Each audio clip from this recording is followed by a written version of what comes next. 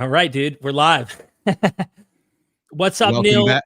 Welcome back to the Gnostic Informant. You're about to retain true gnosis. That's right. And we are Mythvision. And ladies and gentlemen, Neil hit me in the head again. I'm editing another documentary. He's been editing his. In fact, he's got the new Game of Thrones channel, which is just absolute necessary lore for all of our lives. And Neil was like, check this out. How many times do you say that to me, bro? How many times? And then every time you're like, we should just do a live and talk about this. And I'm like, okay. Let's just do it, because people need to kind of see how we vibe, how we bounce off each other, and the learning process of things we discover. We're not the first people who've noticed some of this stuff. And you brought up Prometheus. So I think it's important, while people are chiming in, coming in, make sure you like the video, whether you're watching on Gnostic Informant's channel or Mythvision. The algorithm gods pay attention, I promise. And it promotes it to more people so that they can be educated, or at least consider to chime in. Listen, we listen to everybody who's in the chat as well. Yeah. So I see there's a good question that I might not be able to pick up every super chat as they come, because we're on a flow, but we will get to them eventually. But this one, Constellation Pegasus, thank you for the super chat. Are you into Greek mythology?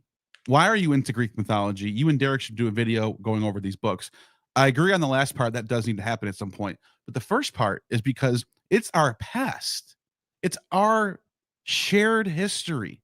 It is the roots of everything. It is the roots of the Western civilization as we know it. The Romans borrowed from the Greeks. The Hebrews borrowed from the Greeks. The European, everyone, the Greeks, and they borrowed from the East as well. No so doubt. When I'm reading Greek and I'm reading Homer and I'm reading Prometheus Bound, I'm actually also drawing from even earlier mythos that are being adopted. So the Greeks were the first people to really be obsessed with writing everything down and having a literature culture. They really were the first people to do that. So no doubt. That's the reason for that. And they are just piggybacking off the greats, Gilgamesh and all the famous, well-known epics. They did it in more detail. You know, we have tablets of Gilgamesh, but we only have so much, right? You go read Homer, look at how extensive that is. Look how long and detailed Homer is. So they just took the art a little further. And it's all tied into art. But like you said, why am I into it, man? I love seeing these connections, because that's what it does, is it breaks down those boundaries between other cultures, and it shows we're passing along a story that has differences and similarities along the way.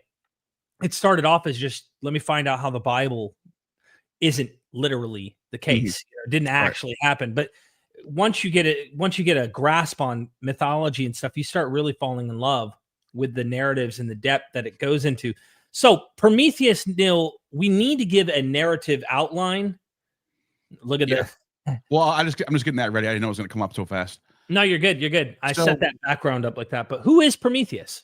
Well, okay. So before we're going to, obviously people know Prometheus was this creator, demiurgic god, literally demiurgic creator. It means craftsman. He's called this, not in the Gnostic sense of the evil creator. The word demiurge does not mean evil. It has nothing to do with evil. That's like a false association people make because of Gnosticism. It means creator. Plato's demiurge isn't evil either. But in Hesiod, in Greek mythology, in the older archaic Homeric background, Prometheus was the creator of mankind. And I mentioned how reading Prometheus, I'm actually reading Babylon, and I'm actually reading ancient Sumerian, because Prometheus is Enki. And I mean that. I mean, this is a very, very close, almost not, obviously there's no such thing as a one-to-one, but this is a very close, the closest thing you're going to get to a one-to-one, because Prometheus, like Enki, is the creator of humans. Prometheus, like Enki, is the one who warns his creation, Deucalion, that there's going to be a flood coming. And Zeus, like Enlil, is the one that's going to do it. So Prometheus plays this role. He plays it perfectly. And it gets even crazier than that, because Enki, in the Inanna myth, creates a playboy to go and like swoop over the Anunnaki judges to like try to help Inanna get out of there. Well, that's what Prometheus does. He He's a forethinker. So the idea that Enki would do something like that, how can I get Inanna out of hell, out of the underworld? How do I get her out of there? Well, I have an idea. Forethought. He's thinking things through. He's very wise. He thinks of plans. He's always planning ahead. That's what Prometheus does. Prometheus he's tricking Zeus by sending him like fake offerings of cow and bull to sacrifice, where he only gives him the fat and not the, or he gives him not the fat, the bad part of the sacrifice. But he's doing this on behalf of mankind. And it's about wisdom. It's about forward thinking. It's about being wise. He's also our creator. I mean, according to the myth, he made us from Gaia, from Earth. He's the creator of humans. Yeah. Right. And so and that's another thing. Like the creator is not this all in the older Homeric Hesiodic mythologies. The creator is not this creation out of nothing, eternal, perfect God that just makes everything from the beginning. He's a creation itself. He sprung forth from Zeus. You know what I mean? Yep. So he's a son of Zeus. And so so that's Prometheus. What does he do? He brings fire to mankind. And he brings fire to mankind against Zeus's instruction. And we have to back up and point out that before that all happened, he was the only Titan who didn't resist the gods, the rise of the gods, the Titanomachy. He was one that worked with Zeus. He helped Zeus with foresight and all of that. Right. And then what happens is the roles flip. His creation, he favored more than honoring the gods. Yeah. Which he's kind of a really cool kind of a example of don't always just take the words of the gods. Don't always just trust the gods. Exactly. And there's so many stories of Prometheus that we can go on and on about, because there's so much that's written about him. He's very prominent in early mythology and even later in Roman times, we're going to get into. In fact, that's what we're doing right now. Basically, we're doing an investigation into Prometheus as a possible influence on Christianity. And I think the answer is yes. And so when we go to Roman era writings in Latin, here's one of them. This is a Greek one, actually, but this is from Lucian in the Roman period. And I'm going to pull up a Latin one in a second. So this is from Lucian. It's a satire, but the satire has some interesting things going on here. For example, it says, okay, let me just read some of this real quick. Well, Hephaestus, here is the Caucasus, where the poor Titan will have to be nailed up. Now let us look at this. Let us look about for a suitable rock. If there is a place anywhere that has no snow on it, so that the irons may be riveted in more firmly, and that he may be in sight of everybody as he hangs there. Yes, look about Hermes.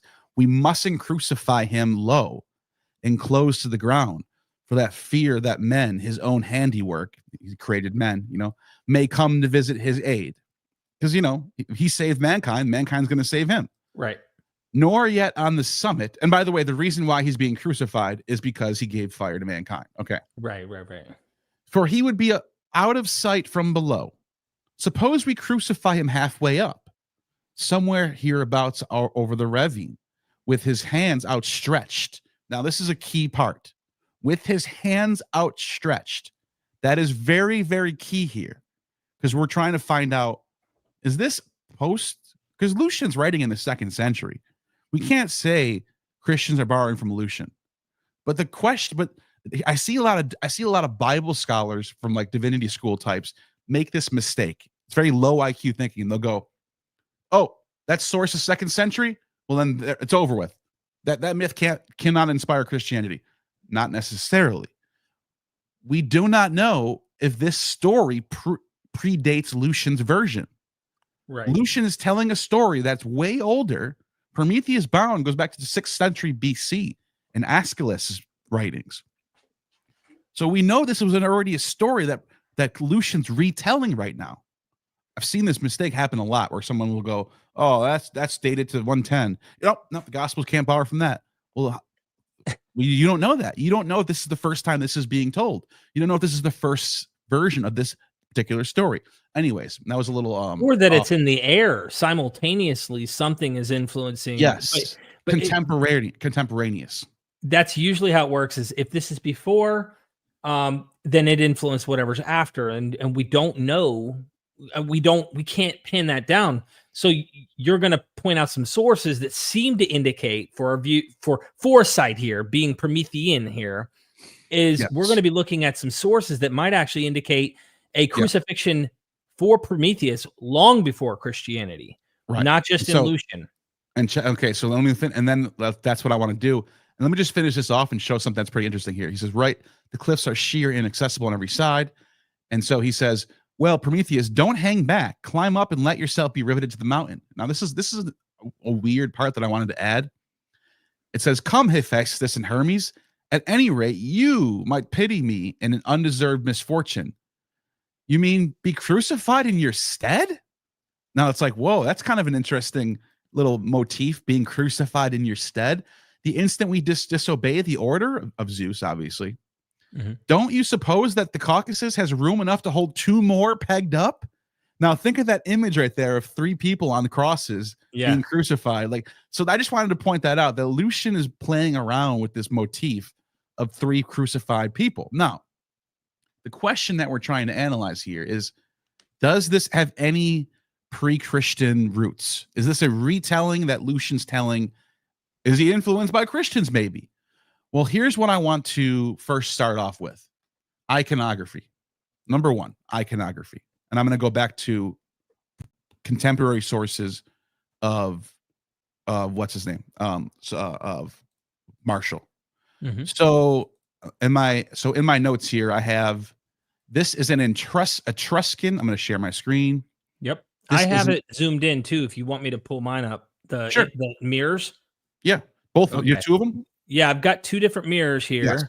You let me know which one. Is it this one? Yes, that's the first one. Okay. And then there's this. Well, hold on. It's this one. Yes. Okay. Yeah. Go to the other one first. Okay. We got this. So that is Prometheus in Etruscan writing, dated to around 400 BCE. I want to say, just, some people go 5th century, some people go to the 3rd century, but it's somewhere in that period, 400 BC. It's got Prometheus in Etruscan. It's got Hermes, and it's got, I think it's Hephaestus as the story. Can you just move your go down a little bit where it tells us what it is? Or do you not? Oh, I didn't. I just. Oh, okay, hold on. I got it here. I got the notes here. It's from Carl Karen. And by the way, I recommend Carl Karenny's Prometheus, Archetypal Image of Human Existence.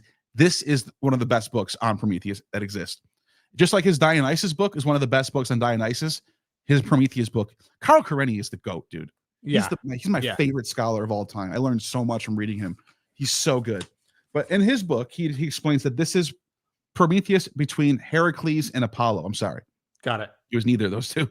So you got Heracles and Apollo. Elijah and Elisha. Did I hear that right? I saw the air, and I saw the air, and I on the screen and I assumed Hermes, but it's Heracles.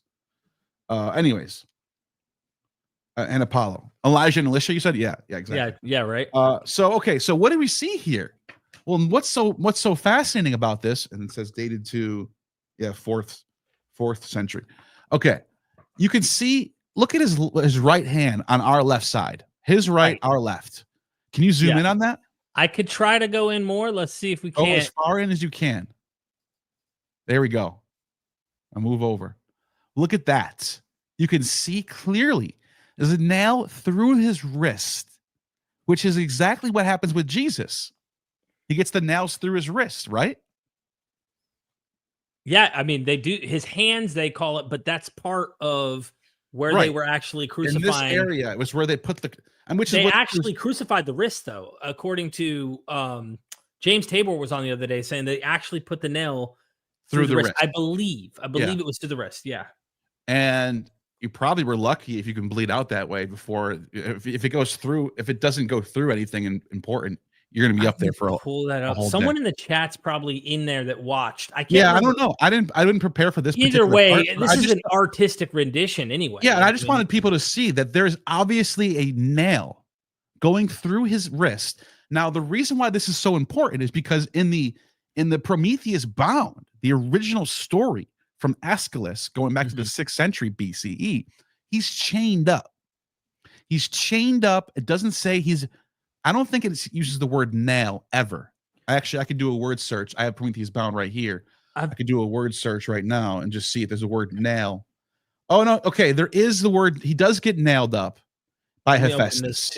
Let me do this. So this is okay. So this does go back very ancient. Let me share that right now. Here's the chain, just to show people. Here's one that's on a vase that he's chained up. Whatever, that has chains. Yeah. Yeah. But this is interesting because he is, even if they're not using the word crucifixion in these older versions, he is technically being crucified in a sense where he's being nailed up to his, and they're purposely, Zeus is purposely not killing him. Somebody might say, but Prometheus doesn't die and resurrect. True. He does not die and resurrect. That's on the table. Let's establish that right away. However, you can make the case that what happens to Prometheus is 10 times worse than dying and resurrecting. Zeus makes it so that he can't die. That every single night at midnight, all because he had an eagle pecking out his liver. Yeah, I'll show that. He'd be on the brink of death every single day. And just as he's about to die, the eagle would leave and he would be healed again. It was torture. It was internal torture. And they don't tell you how long. It says for years and years and years. That's all it says. Right. So if I can, let me just go share my screen again. Okay. Let's go to Prometheus Bound. Prometheus Bound, you can see, then he put up his arms with all his strength. At your command, strike with your hammer and nail it to the rock. So he does get nailed to the rock. I couldn't even remember that part. I just thought he gets chained here. But, okay. Now, how old is this source? This is from the 6th century BC. Look, pretty 500 old. BC. Pretty old. Okay. Yeah. So, if not early 5th century BC, or like 490s, like something like that. In fact, let me just look up Aeschylus. I just want to make sure I get that right because I'm pretty sure it's around 500 BC, but let me just make sure. Aeschylus lived from 525 BCE to 465 BCE. So yes, it was right around maybe around 490s, 470s or something. Yeah. Might have been something like that. So, okay, early 5th century, that's fine. The point is, this is very freaking old. Very, very freaking old. Very, very old, archaic myth. And now go back to the other mirror real quick. Another thing I want people to see. And actually, go back to the first one more time. Gotcha. All right. Notice his face and his complexion and the way he's depicted. And this is what Carl Kareny says. And I'll go to the other one real quick because it's even more apparent in the other one. You want me to zoom in more on this? That's fine. The way you have it. Look at his face. Now, this is him coming off of the crucifixion. It's called the descent. The descent of his crucifixion. That's what it's called. And this is what Carl Kareny writes. Carl Kareny writes, this is very fascinating what he writes. Prometheus's wound was not forgotten. Of course, it might have healed of itself, like the wounds of the gods, or it was Chiron, who appeared on stage, healed the Titan, and then, driven by his own pain, rushed off to the underworld? We should never know. But in a later representation of the scene, which, however, cannot have been more recent than the 3rd century, say this is talking about this one right here, 4th century, 3rd century. Chiron, and the reason why is because the Etruscans were gone by that period. Yeah, this has to be after the 3rd century or Romans inherited Etruscan. Yeah, but the Etruscans were still alive even when the Romans were around. They just died out by the end of the 3rd century. They were gone by then.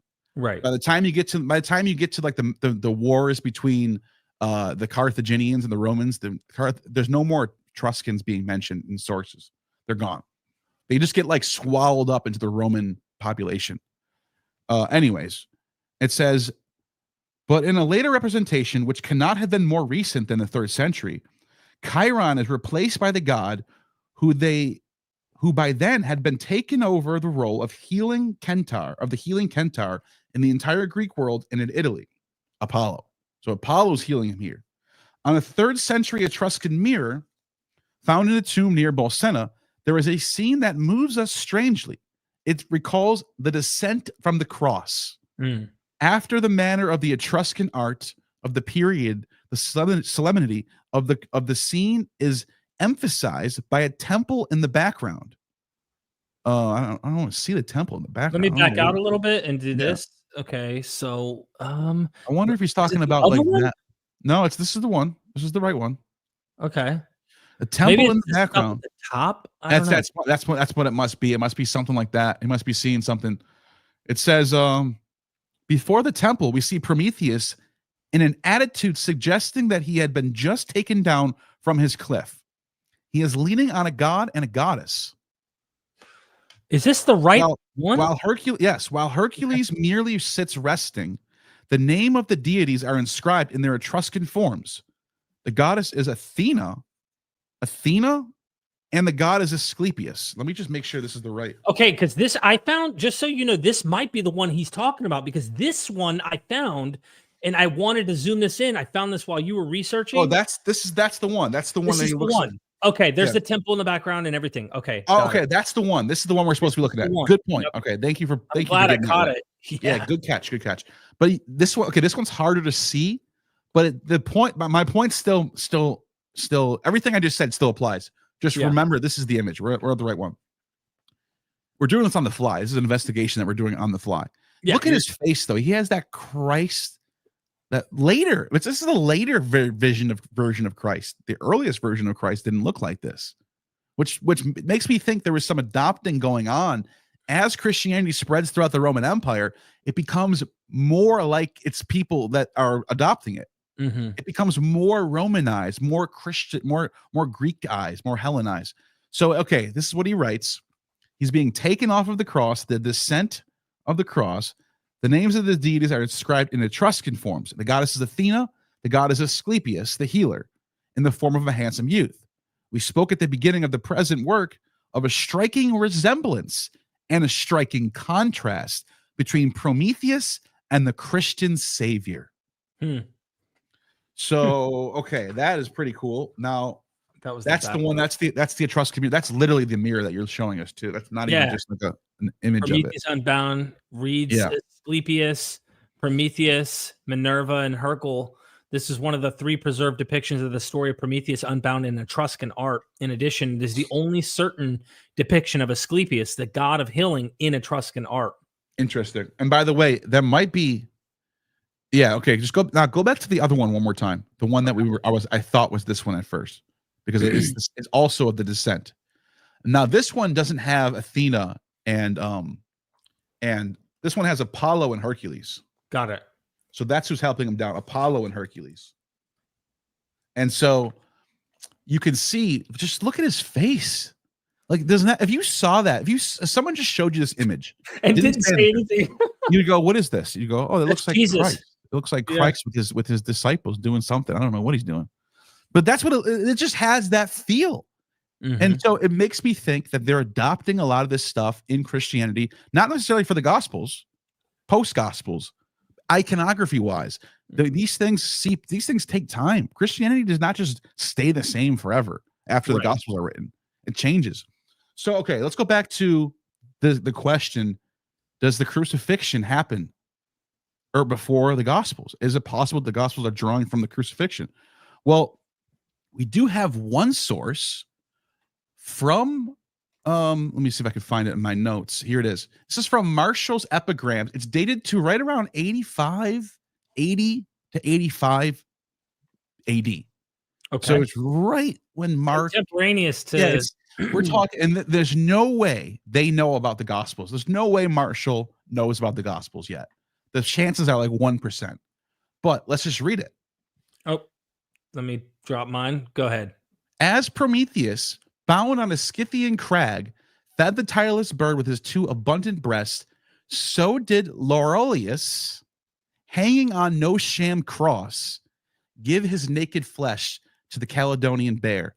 His lacerated limbs lived on, dripping gore, and in all his body there was none. Okay, so we have a clue here, though. Now we're already looking at a contemporary source that compares a criminal who got crucified with Prometheus. So there's another clue. And here's the kicker, right? Let me just see if I can find. Now, who's Laurelius? Well, Laurelius was actually a famous hero from Roman plays that date to the first half of the 1st century, before the Gospels. Right. You could take this to the bank with you. Before the Gospels, there was plays that were taking place in Rome. I think maybe in Athens too, because Athens was Roman at this time, where this notorious robber is said to be crucified, and the Catullus was the playwright who performed these plays. And it was a play. We don't really know much about the play. We just know it gets mentioned in sources as Martial mentioned it in the one source. But this was before the Gospels, and Laurelius is crucified and torn apart by wild beasts. So what that tells us is the Prometheus legend of crucifixion probably does come about right in the 1st century, right either before or during when the Gospels are being written. And it's so interesting that this keeps happening to us, where we're trying to find out, is Attis before or after Jesus? And then we look in the sources, we look for the primary sources, and they bring us right to the 30s and 40s AD, right at the same time. It's like everybody. Happening. Yeah, bro. Yeah, this keeps happening. You keep running into these sources that are right smack dab contemporary with either Jesus' time period or when the Gospels are being written, without fail. Yeah, I think it's every time. Yeah. Okay. So I think that sort of brings us to the next thing, is how important is Prometheus in mythology? Right. And so I want to go to Plutarch. I got Plutarch and I got Diodorus. And so let me just first, before I even do that, let's go to Prometheus Bound. And I want to show something that's in here that's really fascinating in Prometheus Bound.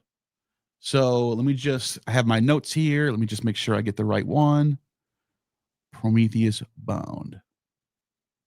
Aeschylus. Here we go. So there's this random sort of passage that happens where Prometheus is hanging on the stone. He's crucified. He's on a stone. And the goddess Io, which is also called Isis. I got to show people that real quick. Yep. So let me just see if I can find Apollodorus on here. I have my notes for Apollodorus. Apollodorus, where is it? So Apollodorus, who is writing in the 3rd century BCE, where did I put that note?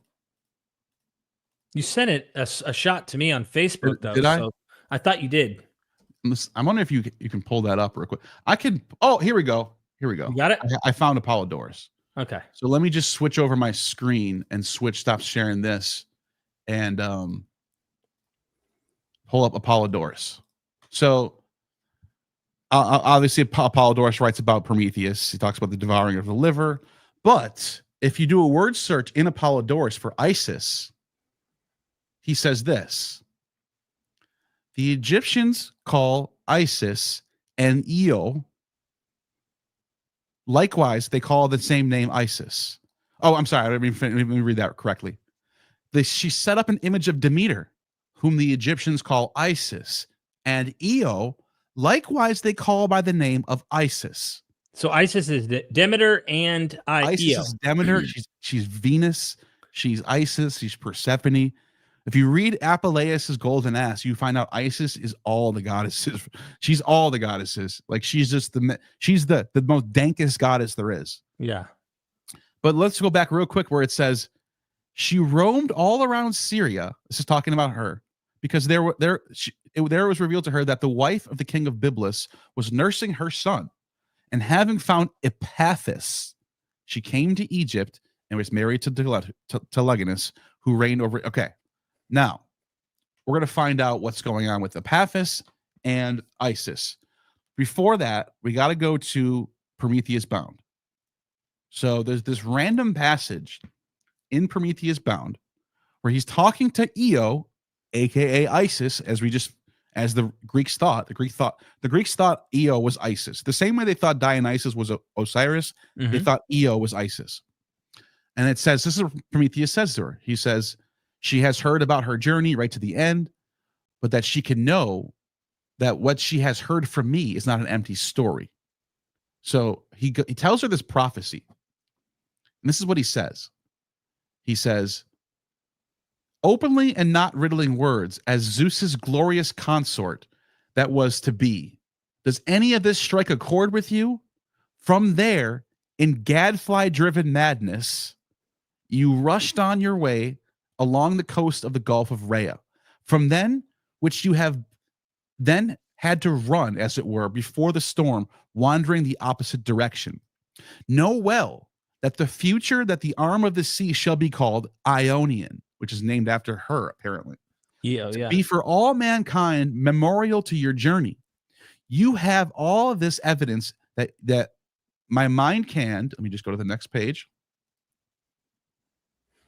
See what more is manifest. The rest I shall tell you. And to her alike, going back to the same track my previous words were treading. There is a city called Cannabis on the edge of a land and sea, right at the mouth of the Nile, where it lays down its slit. There Zeus will restore to your right mind and cause you to conceive simply by touching you and laying his hands on you. No sex. Miracle birth. I mean, arguably a virgin birth, because there's no indication that Io has ever had any intercourse and is not married to anyone yet. And in ancient Greek world, you don't. It's like Christianity. If you're not married, you're probably a virgin. Like, you know what I mean? Like in the sense of the gods being pure. Mm-hmm. You know what I mean? Like this is there's no indication that she's with anybody yet. She gets this prophecy that she will be chosen by Zeus to give the world the divine child. Now, this is so important. It says, simply by touching you and laying his hand on you, nothing to be afraid of.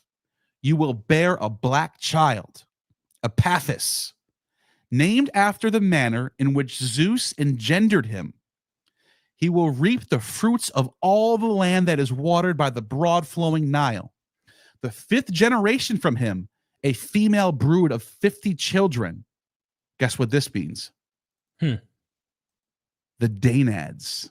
The Danads. People think the Danads came out of Egypt and became the tribe of Dan.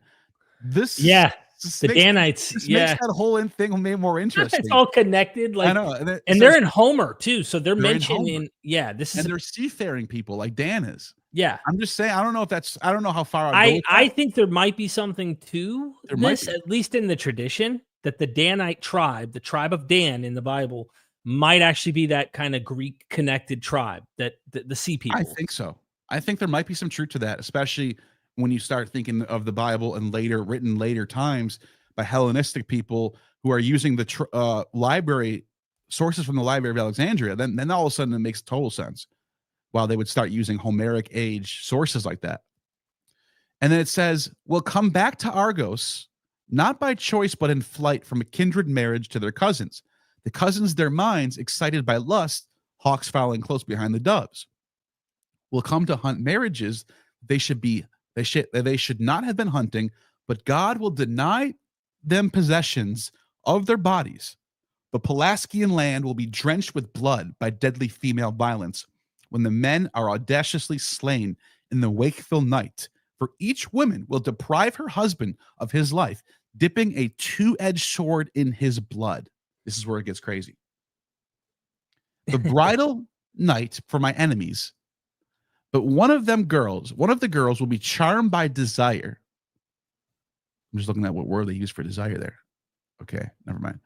But he will be charmed by desire into refraining from killing her bedfellow. She will choose the alternative of the being called coward rather than polluted murderer. She will become the mother of a royal house in Argos. It will take a long narrative to recount it all, but explicitly. But from her line, at any rate, this is so important. This is like the line of David prophecy. This is literally, I was thinking that. Yeah, listen. And this is, wait till you see the words that he uses is so crazy. Will be born a brave Scion, famous for archery, who will release me from these sufferings. Now I know who this is about.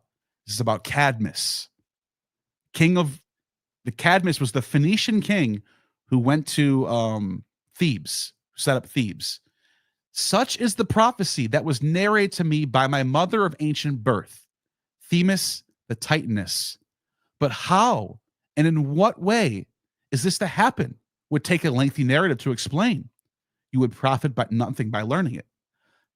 Then begins the wild dance again. Elelo.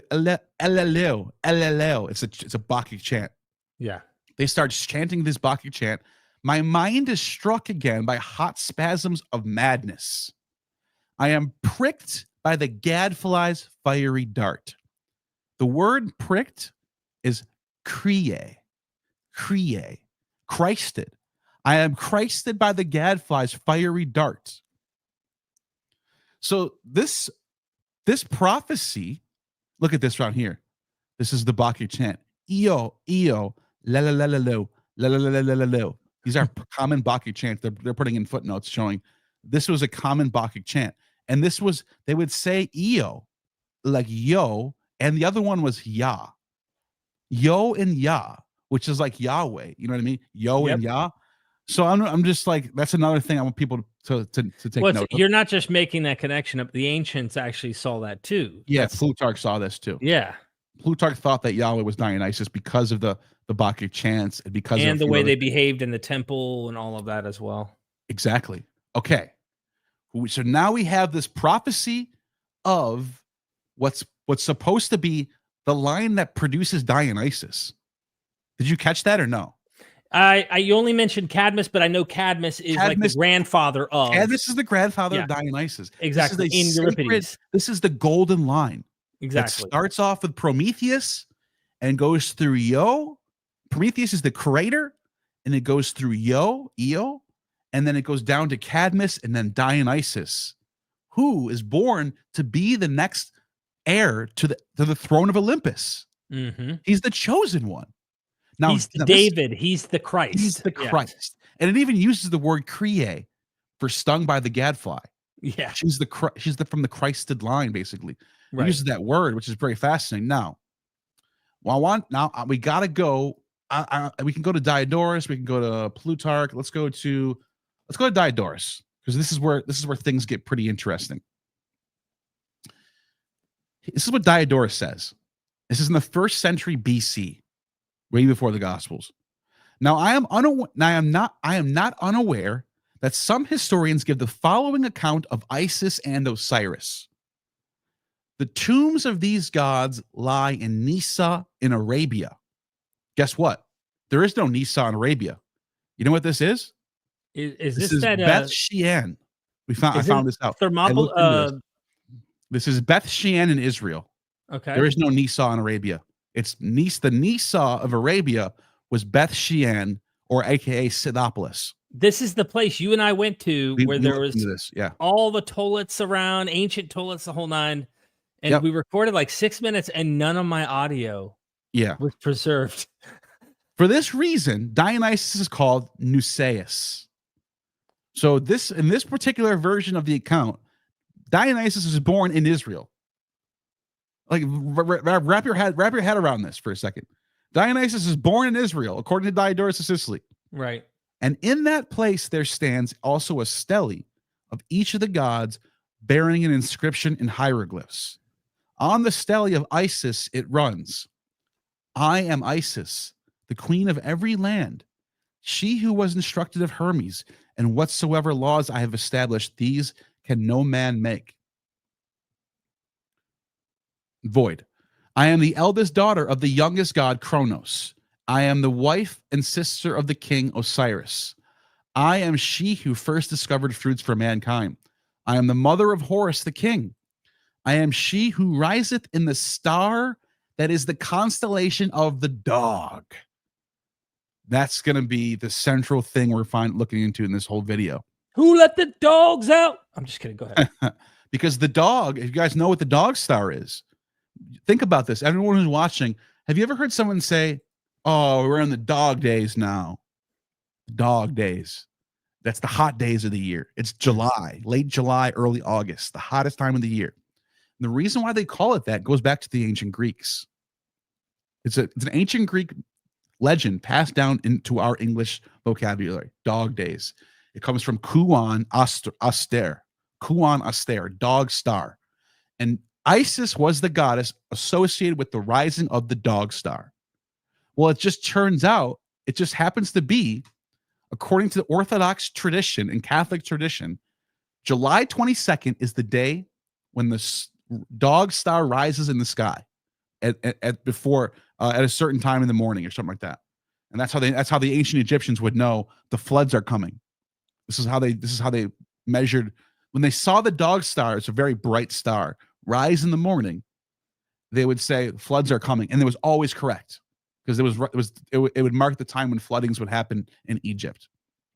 So that's why the dog star was attributed to Isis and Osiris. It's called the star Sirius, Osiris, Isis and Osiris. But the Catholic and Orthodox Church in the 4th century decided that this was going to be the day for Mary Magdalene. Did you know this? You showed me this before the stream, but yes. Yes. So I just had this. Someone sent me this. I didn't know this before you showed it to me. If that's your someone question. sent me this. This is just some screenshot I took from social media, and someone sent this to me. They're like, "Is this true?" And I was like, "Oh, actually, yeah, it is." But I didn't know. I had no idea that Mary Magdalene had a feast date on July 22nd until I saw this. I knew about Isis already because I knew about Plutarch. Imagine the Catholic apologists coming out of the woodworks on this. I did not know. They did not borrow. I think they did, because this is a 4th century thing. This is not from the Bible.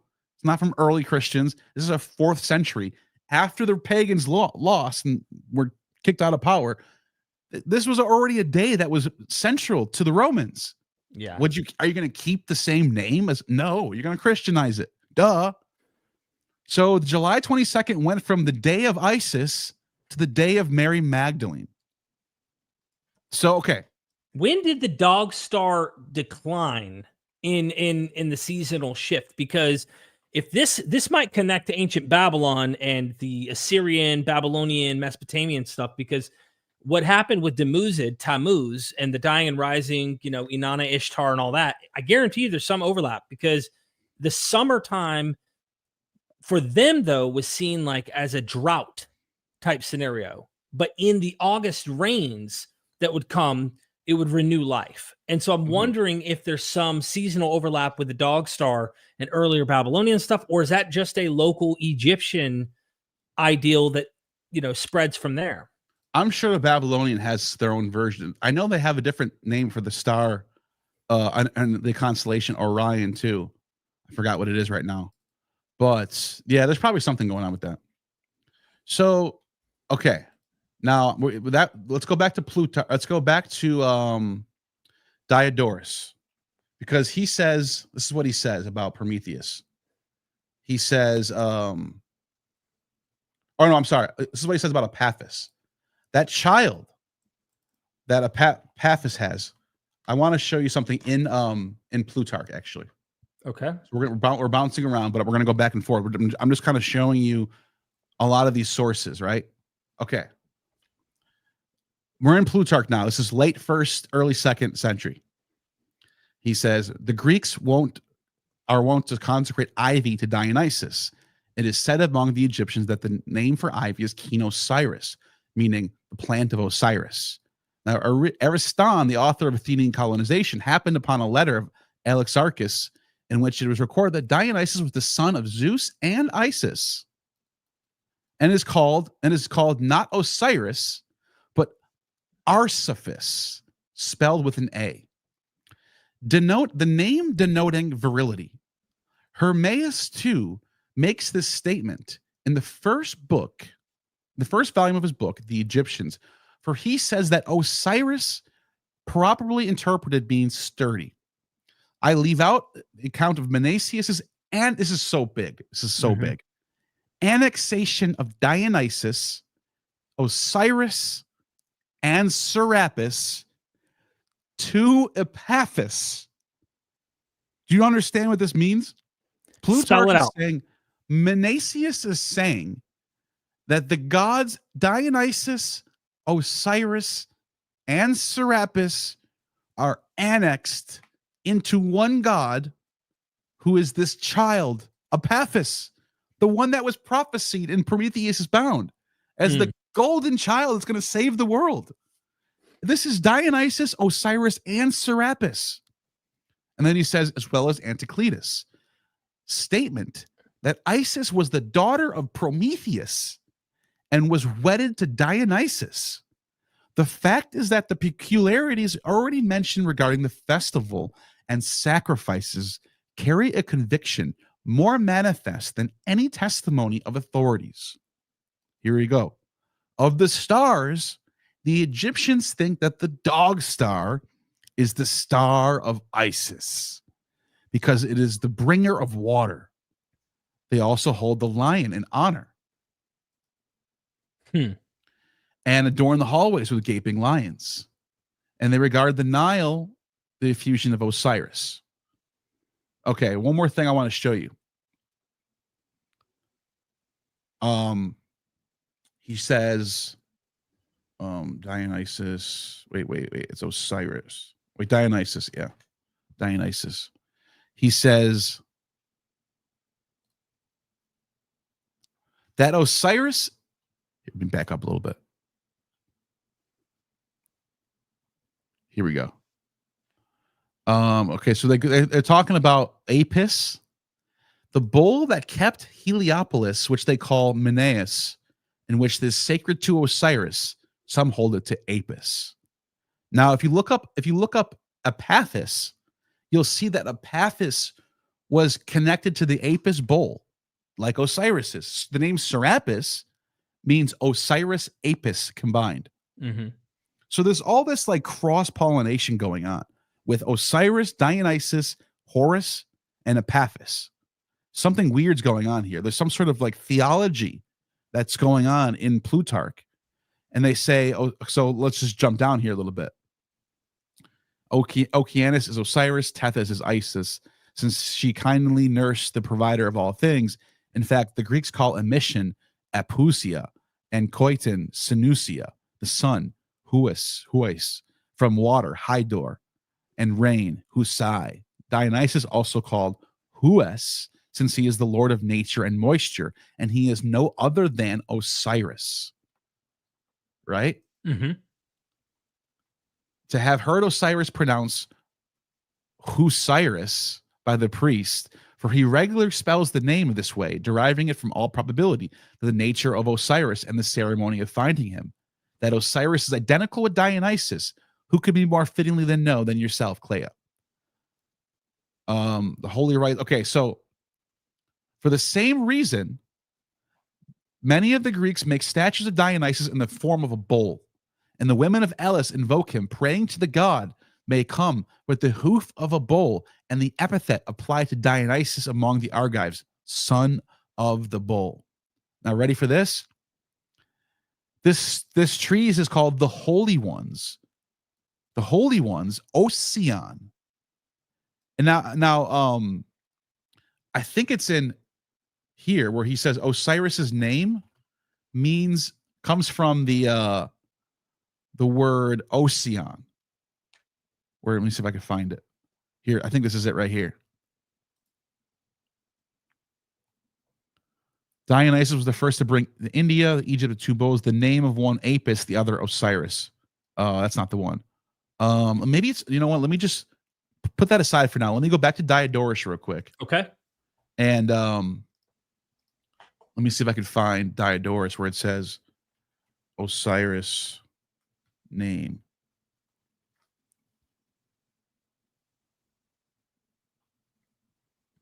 Let me just see real quick. Many-eyed. Wait, no, that's not it. I know you were bringing this up. Was it last night you were bringing this up to me? I think. Yeah, I can't remember where I put it. You know what? It might be in my notes right here. Let me just see if I can find it real quick. Dionysus is called not Osiris. No, that's not the one. All right. You know what? I can just explain it, I guess. So, okay. He explains how the name Osiris is related to the word Ocean, Mhm. And Ocean is the word that they use in the Septuagint and in the New Testament for the saints. So there's some tradition of these holy ones. There's some sort of group of Pythagoreans. I think he says Pythagoreans at some point, or Plutarch does. And they're called the holy ones, the Ocean. And it's the same word. Ironically, it's the same word the Septuagint uses for the saints, the holy ones. Right. In the Greek. You also get this in the New Testament. The holy ones are called Ocean. Well, Plutarch thinks this word is related to Osiris. It might not be true, but the fact that that's out there and people know this is interesting, because it makes you think, what did the gospel authors think about this theory that the Ocean people are related to Osiris? I don't know. Did they know this? Who knows? When you get a lot of academics today, 2,000, 2,500 years later, complaining about ancients, saying the ancients are just making stuff up or they're wrong about stuff, it's kind of odd to me that why are these elite thinkers doing this? What do they see from their time period that we 2,000 years later experts don't, is the question I have. You see what I'm saying? Like, why is there constant work on behalf of someone like Plutarch and others to play these word games or to discover what the meaning behind these words are and how they're connected to other cultures? Yeah. In the modern times, a lot of these scholars go, no, they're completely separated cultures. Egypt, you just got to take Egypt within Egypt's framework and only Egypt. You don't look at the Greeks. You don't look at any other outside. They don't like to go outside of that particular culture and language to try and find overlap or connections. I've noticed that. Yeah. And so, yeah, you read Kyle Karenyi and you read James Frazier and those guys, they're all over this stuff. They're just like, yeah, this is like, they're just totally like getting, here it is. I found that passage. I finally found it. Okay. Yeah. Share the screen. So this is, and before I'm going to go back to Epaphus, because Epaphus is going to blow people's minds, but I just wanted to, here it is. Osiris's name made up from holy, Hosian, right? See it? Mm-hmm. Let me see. And sacred, Heron. Let me see if I can just find it over here. Osiris's name, OCU, right here. OCU in the genitive, of Ocean. So Osiris's name, Ektu, out from of OCU. Osiris's name is out from Osiris, OCU. And Hiru, holy. Kai Hiru, which means and holy. So his name has Osiris. And I don't know if this is correct in the ancient Egyptian word, but it's so spot on of a coincidence that the Greek lines up perfectly for the name Osiris to have both Halcyon and Hieron in the name. Osiris. Like if you're a Greek person, you speak only Greek, and you heard the name Osiris, you would think the name means like the Holy One. That's what it sounds like in your language. So when people call themselves the Holy Ones, the Hosian, what are they thinking of? My question is, what do they think about this? Do they know this? Are they okay with that? Like that's what I'm trying to figure out here. Like, what is there something to this? Even if the original etymology, going back to the Bronze Age, whenever the hell Osiris shows up in Egyptian sources, probably has nothing to do with Greek. Obviously, it doesn't have anything to do with Greek. But the point is, when we get to the 1st century BC, 1st century CE, Greek's taken over. And when people are talking about Osiris in the Greek language, they're connecting his name to these etymologies. And they're calling these people saints, the holy ones. So, okay, so let me do something really quick. I want to show you something. I'm gonna do a quick word search for this word in the what's it called? Like a lexicon? Yeah. So let me just share or fix over my screen over here.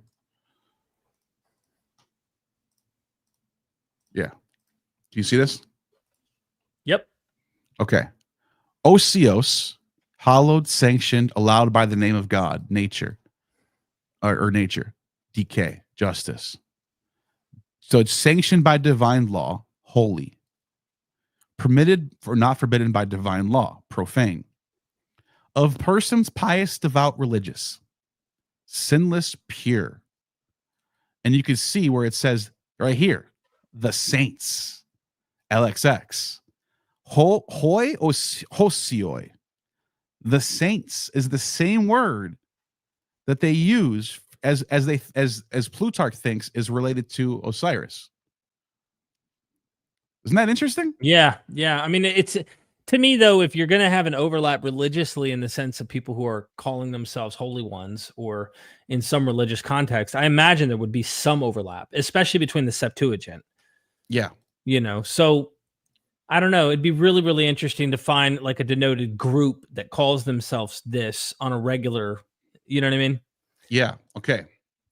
We're not done yet though. We have to go to here. Let me share my screen one more time and go back to Diodorus. Okay. What did I do with Diodorus on my notes? I don't know what I did with them.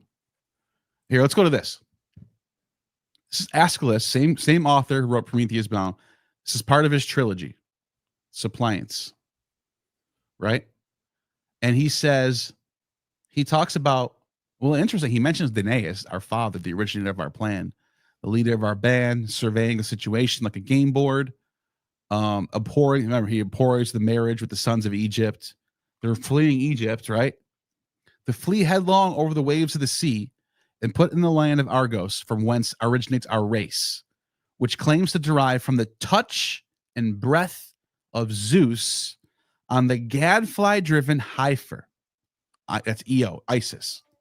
So that when more gadfly heifer, like a bull. That's Isis, yeah.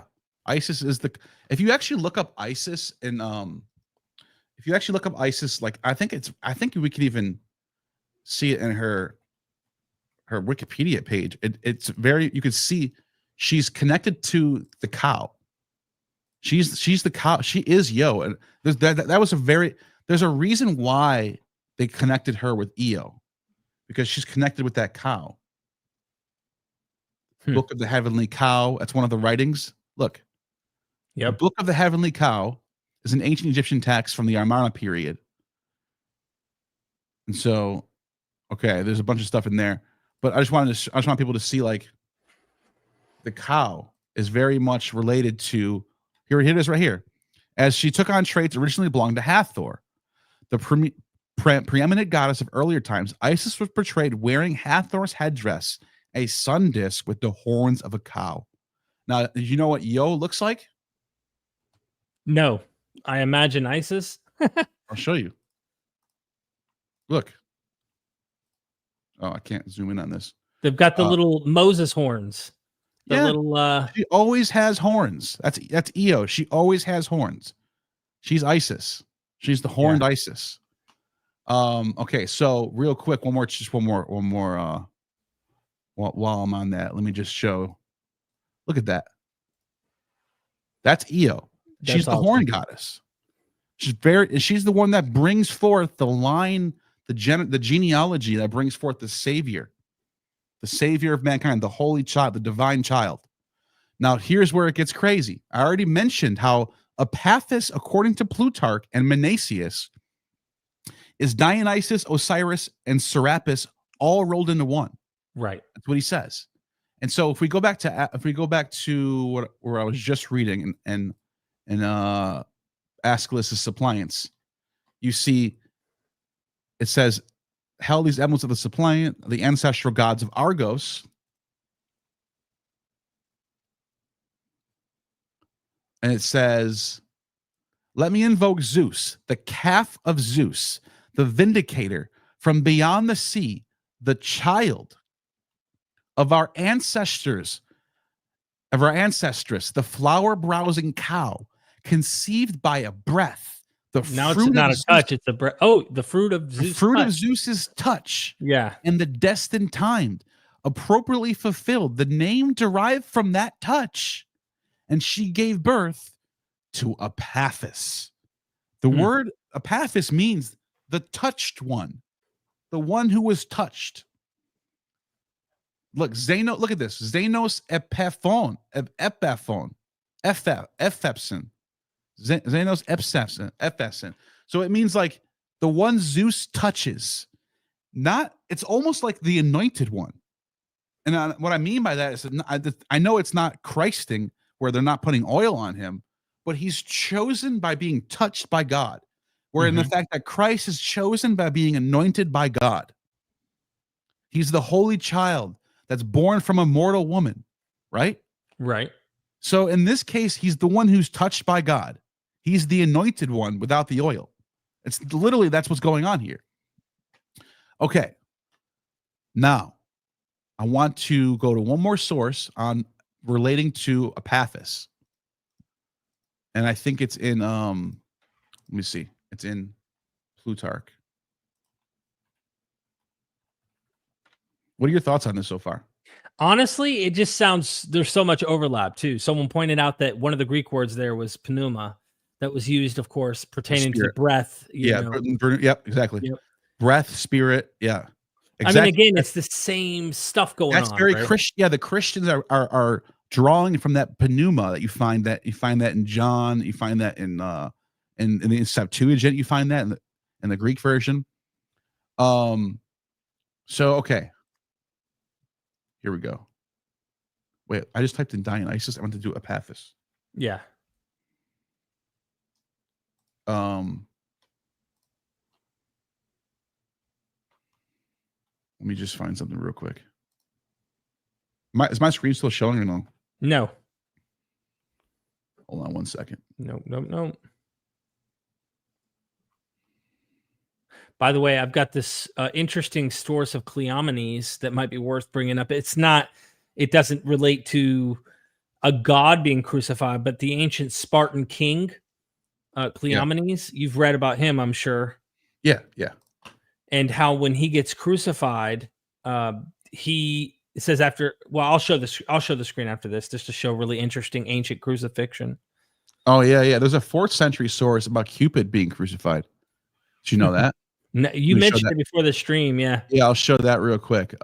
That's because, and this is 4th century, so you can't like pull this back any farther. But it's very interesting that you still have writers in the 4th century writing about God being crucified. Cupid crucified, it's called. Cupid is being nailed to the cross by a certain love-lorn woman, not those lovers of our own day, but who fall into sin of their effort when filled, but the heroic lovers who excuse themselves and blame the gods. Isn't that crazy? Yeah. So, okay. So Epaphus is this child, this divine child whose birth is supposed to bring forth the, if you will, the holiest race of that's Dionysus, right? Right. So, okay, let me just go to Epaphus real quick. Now, Epaphus is also connected to Horus. I know this gets very complex. But if you look up Epaphus's like sources, you'll find out in some cases he's connected with Osiris and Dionysus, but in other cases his birth is Horus. Now, this isn't that crazy though, because in Egyptian theology, Horus was the resurrected Osiris. Right. He was the rebirth of Osiris when Osiris goes down to the underworld, and then while he's dead, Horus is born. Isis, and he's like the reborn version of Osiris. And the way we know this too is that the pharaoh was called Horus while he was alive. As soon as the pharaoh would die, he was called Osiris. His name changed from Horus to Osiris. So that's like, you just know the connection between Osiris and Horus is very well documented and widespread. So the fact that when we get to Epaphus in the Hellenistic Roman period, it sounds confusing when you're like, well, what is he? Is he the Apis bull? Is he Dionysus? What's going on here? And the answer is he's all of those things. He's like this synchronistic version of all these things. Like you can just even look at it on Wikipedia. In Greek mythology, Epaphus is called Apis. This is in Herodotus, 327. In Herodotus, Epaphus is called Apis.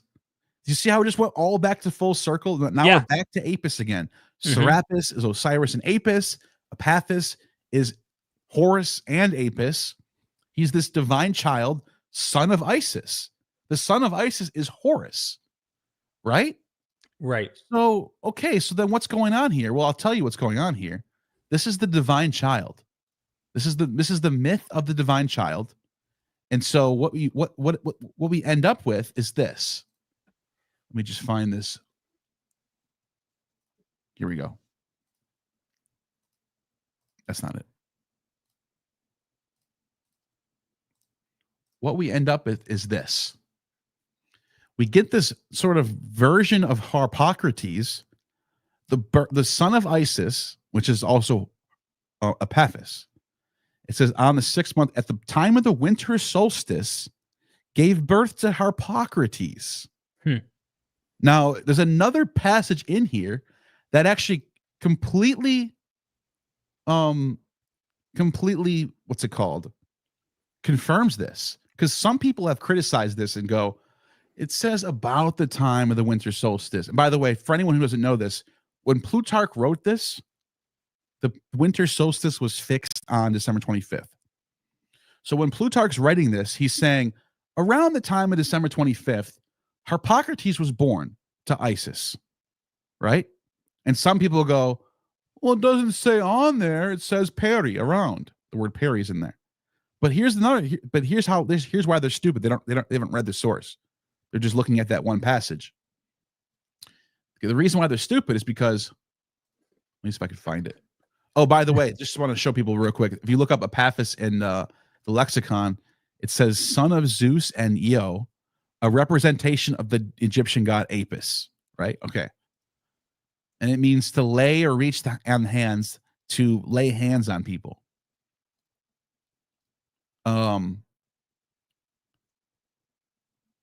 Here's another poet, Bacchylides, says, reach the flower, it says, driven by the gadfly's sting, reached the flowery Nile, carrying in her womb Epaphus, child of Zeus. There she gave birth to him, ruler of the linen-robed Egyptians. And I'm just trying to find, I don't know what I did with this other passage.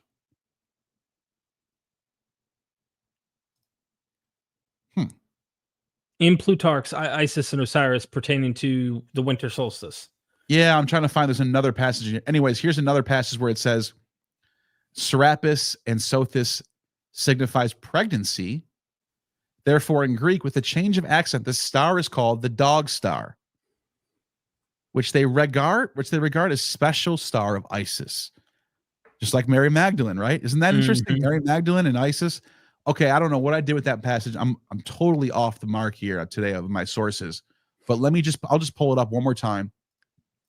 Let me do birthday. Do a search for birthday. It's in here. Here we go. And they celebrate here we go. I found it. This is my last source, and then we'll just talk about it. And we'll just go to Super Chats and talk about it. Okay. That's fine with me. It says right here, in the sacred hymns of Osiris, they call upon him as a name. And the 13th month, they celebrate the birthday of the eye of Horus, at the time when the moon and the sun are perfectly a straight line. On the 8th of the waning of the month, they conduct the birthday of the staff of the sun.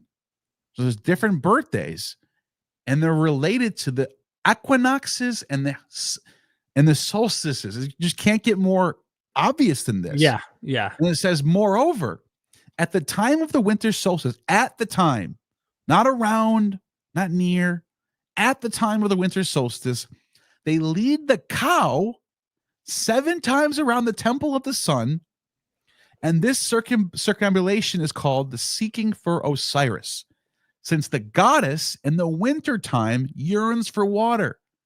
So many times they go around because in the 7th month, the sun completes its transition from the winter to the summer solstice.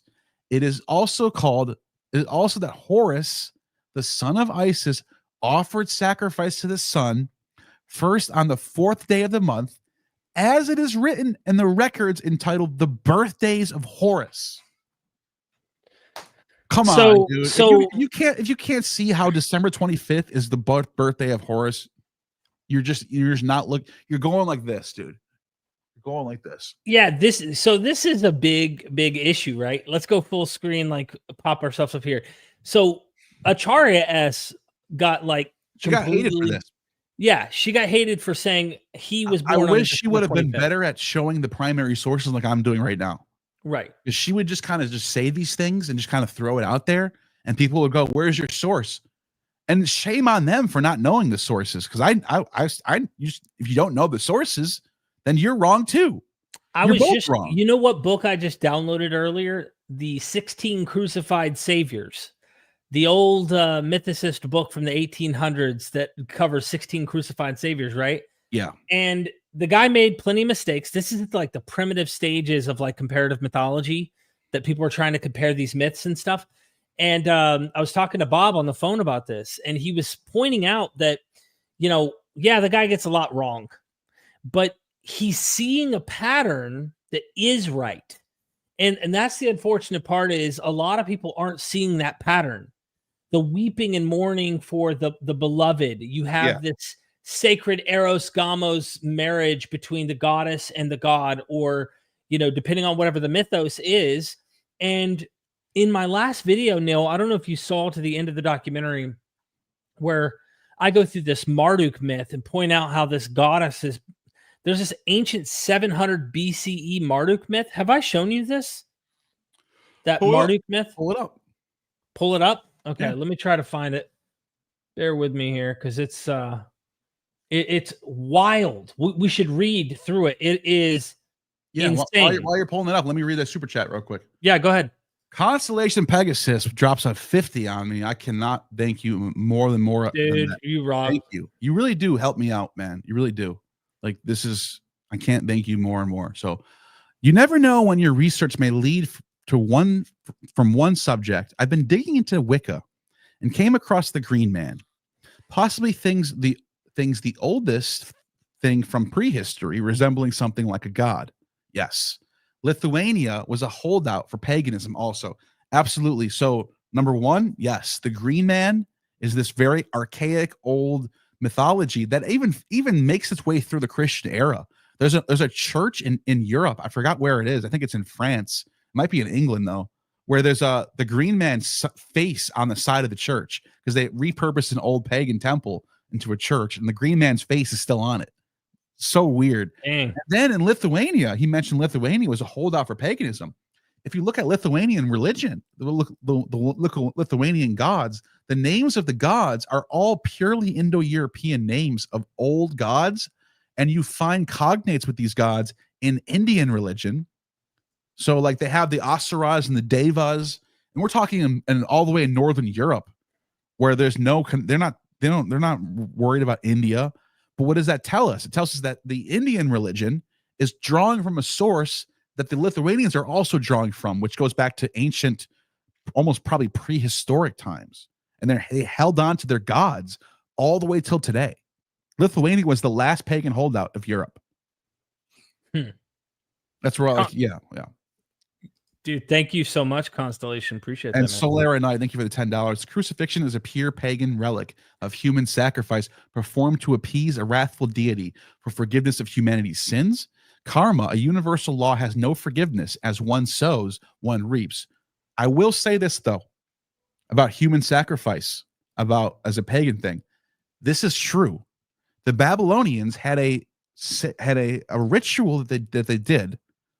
I think it might even be in the Assyrian period, the 700s, 600s BC, where they would have a mock king ritual, where they would take somebody who's not the king, and they would make him king because of bad omens. And they would dress him up in royal attire, put a crown on him, and they would kill him. Because they let him have all the king's concubines and everything. They would give him some time to enjoy it. They would give him some time to enjoy it. And then his time came where they had to sacrifice him, because the highest sacrifice you can give to the gods is a king. So they would literally make him king, and they would anoint him. He was an anointed king.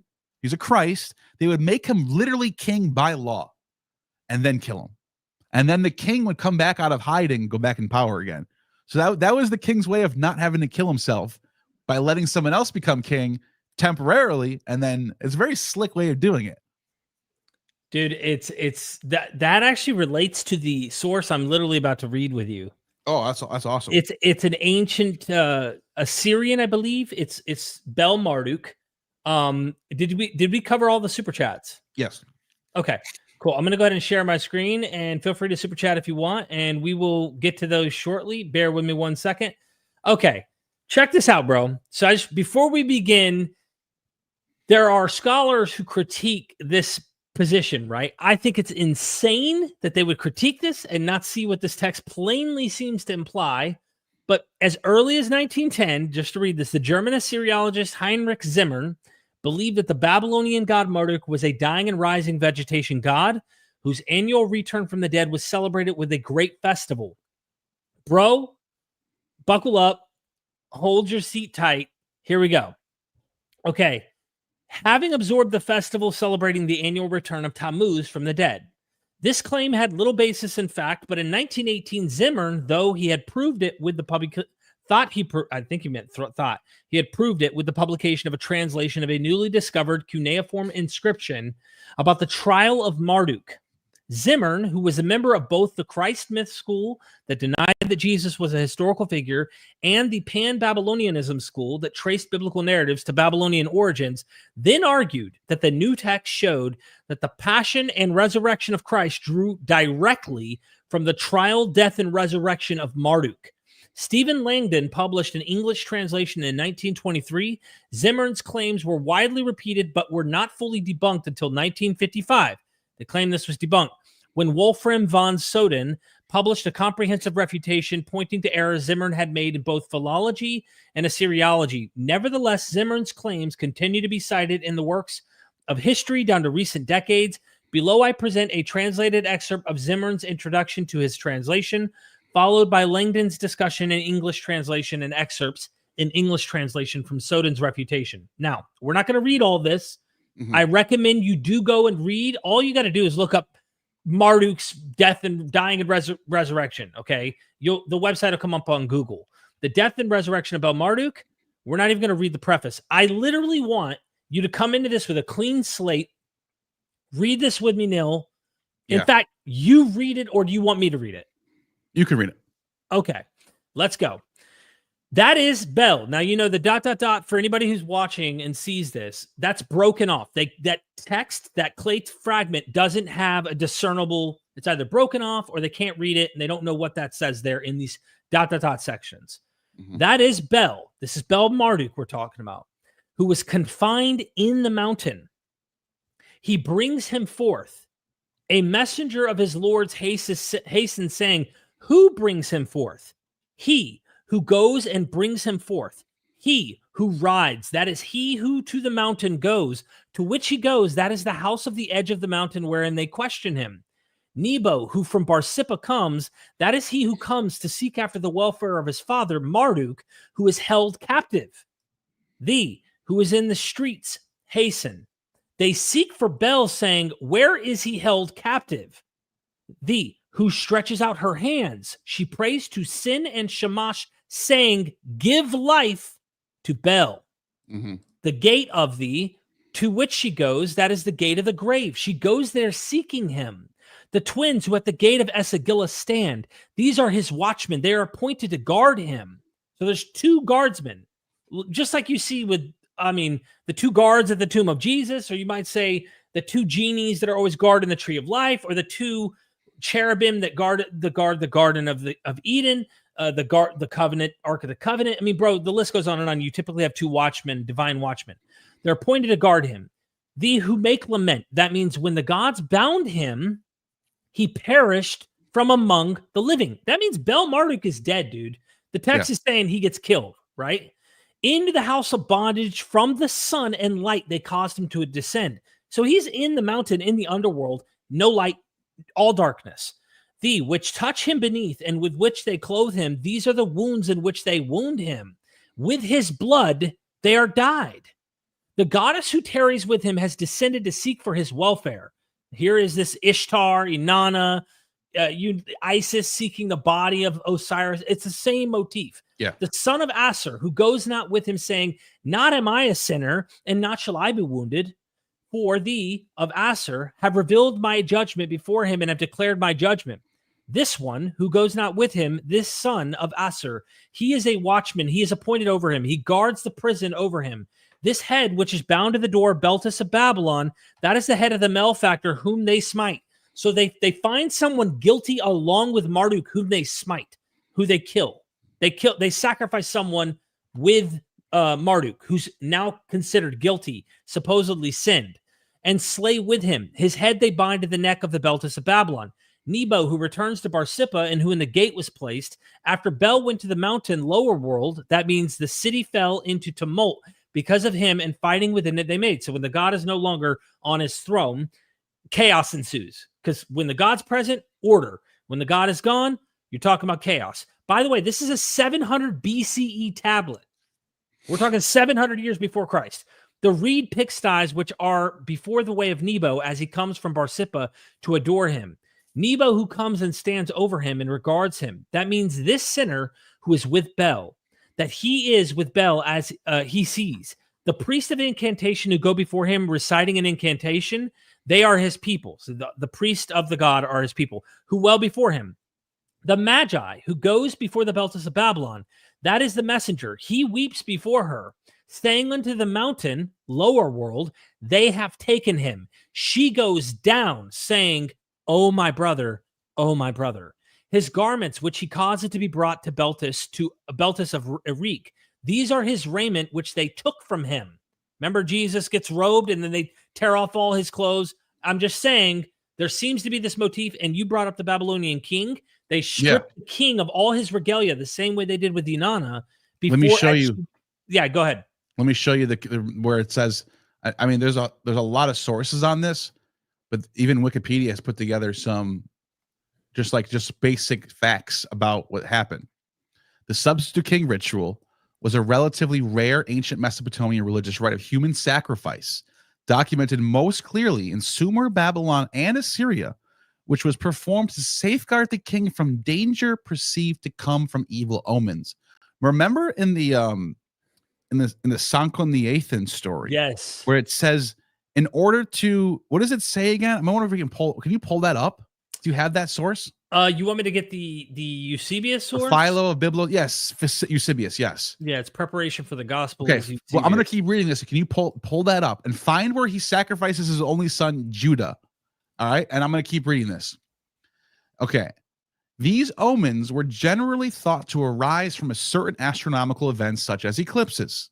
During the course of the ritual, the king symbolically abdicates his throne, and a substitute, notice that, I just mentioned how the king voluntarily, symbolically, I guess, abdicates his throne, and a substitute is placed in his stead.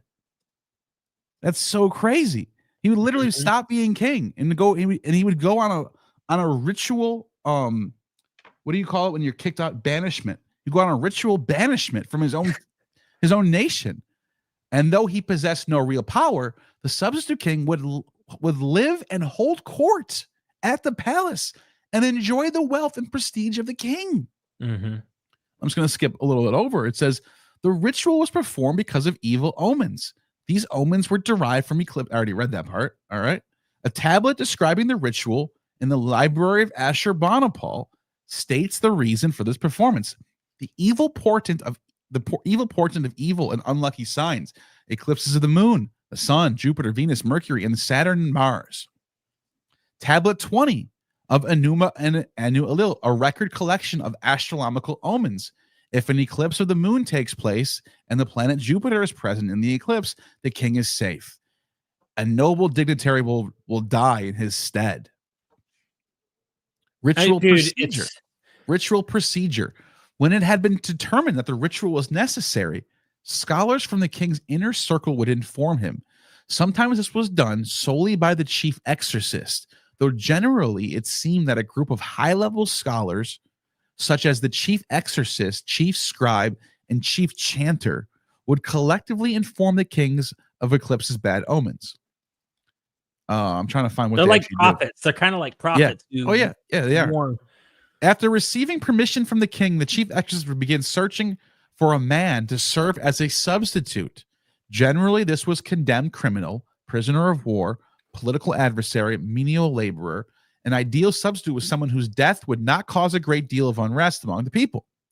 Often the letters of the king. How is that not? How is that not Jesus Barabbas, bro? How is that not in line with? Well, that's what I'm saying. I think the gospel authors knew of this stuff. They knew this stuff. They were very scholarly people. They knew how to draw from the Old Testament and apply it to the New Testament. They knew how to draw from the Bacchae. They knew what there was. They knew what these sources were. They knew this stuff. So listen to this. Once a substitute was chosen, he would take the palace and be washed, anointed. He's literally a Christ. He's literally a Christ, anointed, given wine and food. There's his last Eucharist, right? He gets a little Eucharist at the end, given wine and food. He was dressed in the king's robes, which guess what is purple. If you didn't know that, that's a fact. The Babylonians wore dressed purple. in that too. Jesus was dressed in purple. He was anointed on his last night by Mary, and he was given wine and food and decorated with royal diadem. That's a crown. Now, I'm not saying it's a crown with thorns and other crown jewels placed upon the throne. Extant ritual tablets also that a girl or virgin was chosen instead of the queen by his side. Well, like, dude, you can't get. This is literally the scene. This is literally the scene from the Gospels. Jesus is taken and made the King of the Jews, mock king. Yep. This is literally what's happening. Bro, there's a freaking source in Philo of Alexandria. I have to find you. What did you find the Eusebius one though? Yes, I have it ready. You ready? Okay. All right. So we're gonna listen. I want to just let me pop my shit up real quick here. Yours is think okay, here it is. Okay, I'm not going to read any more of this other than to say the dude gets condemned. He's innocent. He's innocent, but they're saying he's a sinner. He gets condemned. He gets killed. He gets buried. They're lamenting. It's all there. All bro. And then at the end, guess what happens at the end? Praises. He's back. Okay. It's resurrection mode. Rejoice. The whole nine. Okay, so we're done with that. Now we're to your Eusebius, and I'm going to go look at Philo Biblos while you do this.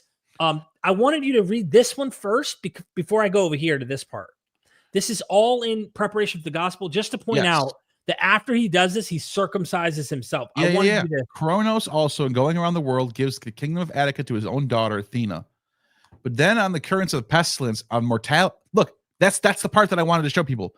On the occurrence of pestilence, that's what the Babylonians did. Only on the occurrence of something bad's going on, bad omens, pestilence, and mortality, Kronos offers his only begotten son as a whole burnt offering to his father Uranos, and then circumcises himself, compelling his allies to do the same. That is exactly what we're looking at. We're looking at these mock king / human sacrifice rituals that were done to appease bad omens or pestilence. Here's the other one. All right, there you go. It was a custom of the ancients in great crisis of danger, as we just described from the Ashurbanipal tablets, for the rulers of a city or nation, in order to avert common ruin, same thing applies here, to give up the most beloved, in this case, it's the most beloved of their children. It's a little different here. The most beloved of their children for a sacrifice as a ransom to the avenging daemons.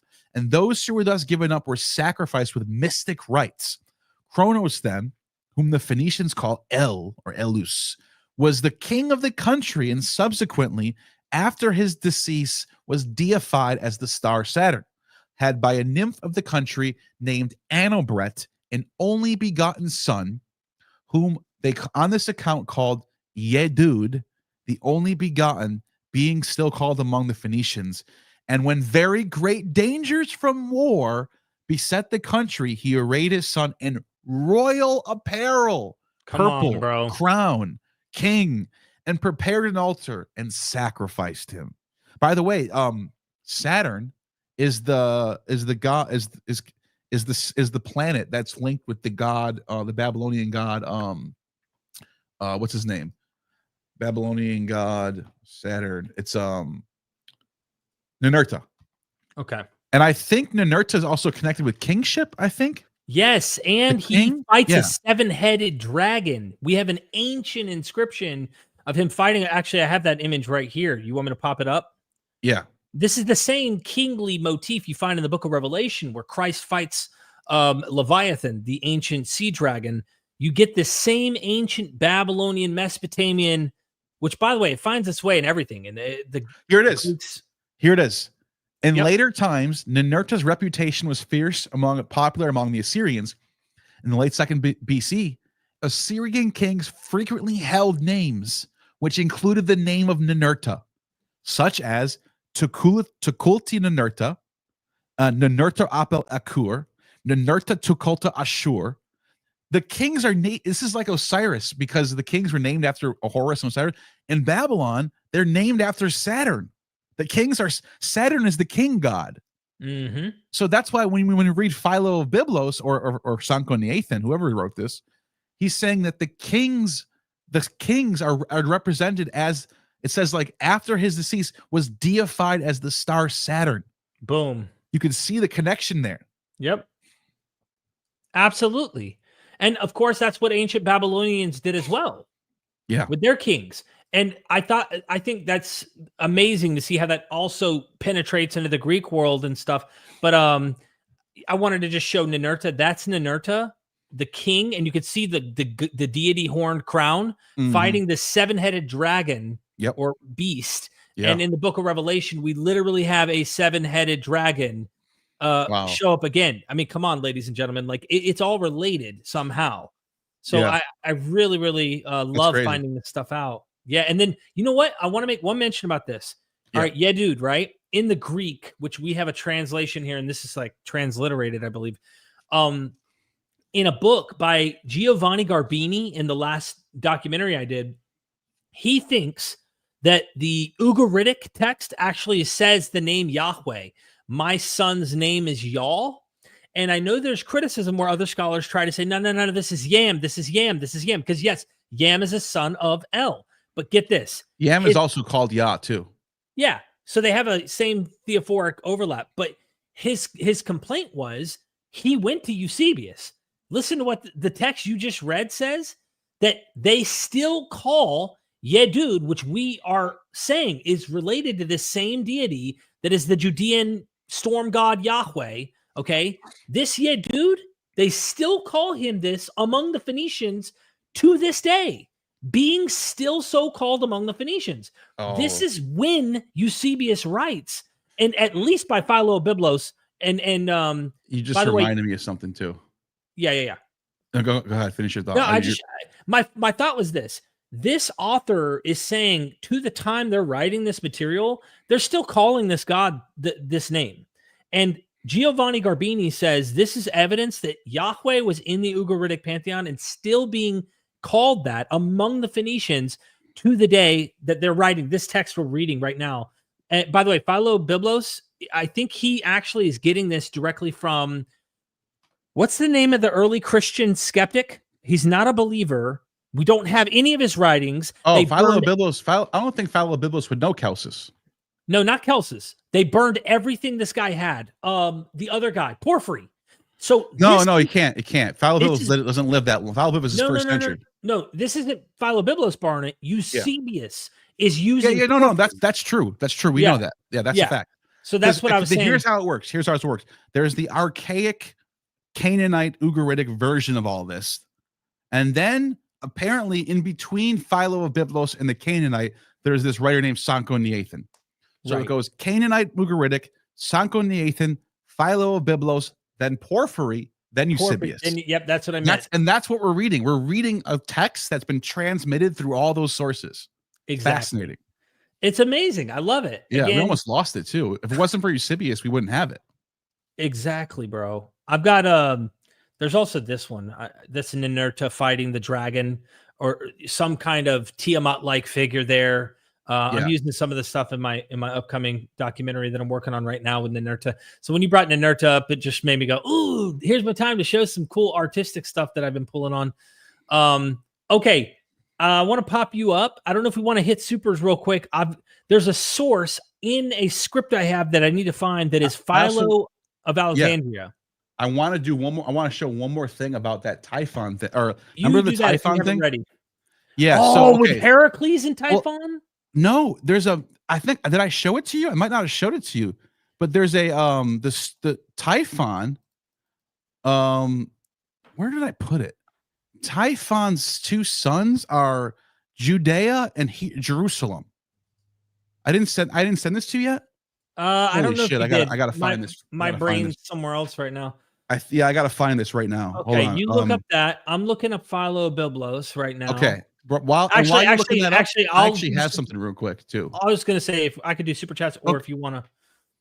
Yeah, go ahead. Go ahead. Do you want to search? Okay. Yeah. I'll do super chats then first, and then we'll go from there. So we got a couple here that seem to be more in your vein of stuff. Where did you leave off? I don't even know where you left off on super chats.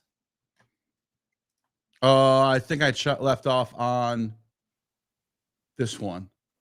Solera? Yes, this one right here. This is the new one. The newest one. Thank you, MM, for the super chat. Yeah. Okay, I can't wait to find this. I can't wait. Yeah, there's a lot here. I don't know the answer to this question though. In Highland Old Saxon, Jesus is imbued with Odinic imagery throughout the entire text. They call him, and I cannot pronounce this. That's what they mighty do. spear-wielding advancer and Sigurchen, victory father, research the Highland. I imagine they would, especially once Christianity merges with people from the region that have the Odin, Thor mythology. Yeah, I've heard of that. And a lot of people argue that the Odin dying in a tree and the 9 days stuff, they try to argue that's Christian influence, that he self-sacrifices himself, piercing himself with a spear. It wouldn't shock me if it wasn't, though, just because it's so common. Yeah, the kind of sacrifice of a king kind of figure seems so common that it wouldn't shock me if the influence came from some earlier stuff. Did you want to comment on that? Or do you want me to move on? No, I think he's absolutely right. That when you start getting into like the Saxon sources, they're taking their ancestral religion or their ancestral customs of Odin and Christianizing it. And this is actually very common everywhere you go. Lithuania, we brought up Lithuania earlier. In Lithuanian religion, the images of Zemina, the earth goddess, is they just call it Mary. They just switched it over to Mary. So let me show you that real quick, and then I'll go to my other source.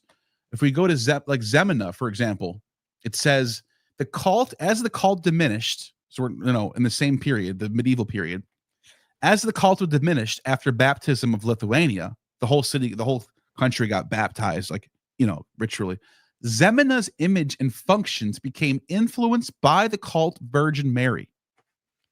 So this is what happens. Every place you look at, whether it be Spain, whether it be Greece, whether it be Rome, Christianity, what it does is it goes in and it just sort of like Christianizes the culture, and it leaves a lot of things intact.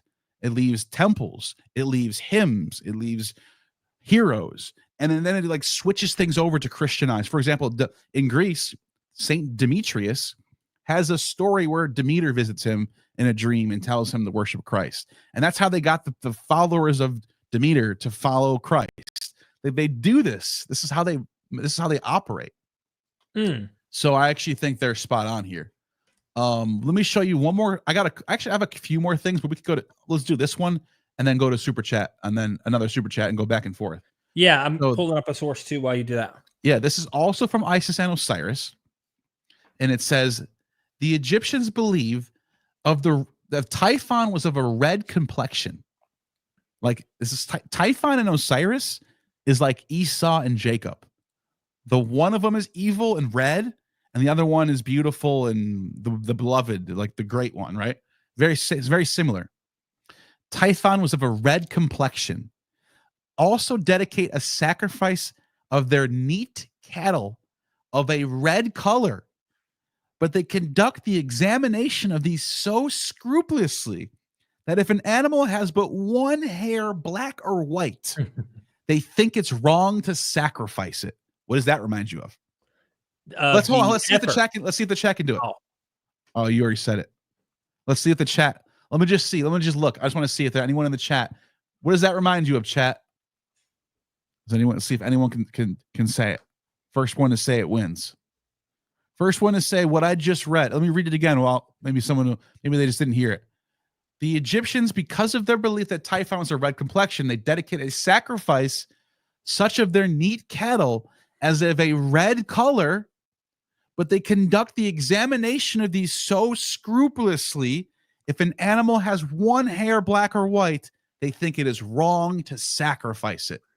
Does anyone know what that reminds you of? The red heifer. Yes. There we go. GD did it first, but everyone JD? else was like GD. Let's see if I got my On your side, it was Graham Pong. Yes. Okay. So I have like a $sign thing that I was going to give them, but I only have access to your logos right now for some reason. Really? Yeah. I don't know. Last time I did this, I had my own. What do you do? I don't understand what you do. I don't know. Is there a way to put something up? I was just going to put it on the screen, a little $100 bill symbol. I don't know how you do it. I don't have it here. So okay. So let's go back to what I was reading. For they regard as suitable for sacrifice not what is dear to the gods, but the reverse. Namely, such animals have incarnate in souls in them, and the unrighteous men transform their bodies. For this reason, they invoke curses on the head of the victim and cut it off. All right. But check this out. This is what I wanted to get to. I'm going to skip ahead a little bit. This is back to Apis. This brings us back to Apis again. I forgot about this. The reason why they hated Ochus, the most of all the Persian kings, because he was a detested and abominable ruler. They nicknamed him the ass, the donkey. And he remarked, but this ass will feast upon your bowl. Here we go. The donkey versus the bull again. Zeus versus Amun versus Yahweh. Amun versus Yahweh, right? And they slaughtered Apis as they slaughter the bull in derision of Amun, right? Right. But those who relate that Typhon's flight from the battle was made on the back of a donkey that lasted for 7 days. That's going to be very related to the Moses story, right? The donkey leading them to water. And then after he made his escape, he became the father of sons, Hieroshlemus and Judaeus. What? According to Plutarch, the sons of Typhon, or Set, the donkey god, or the red donkey god, the evil creator god, right? We all know this. If you watch my channel, you know this.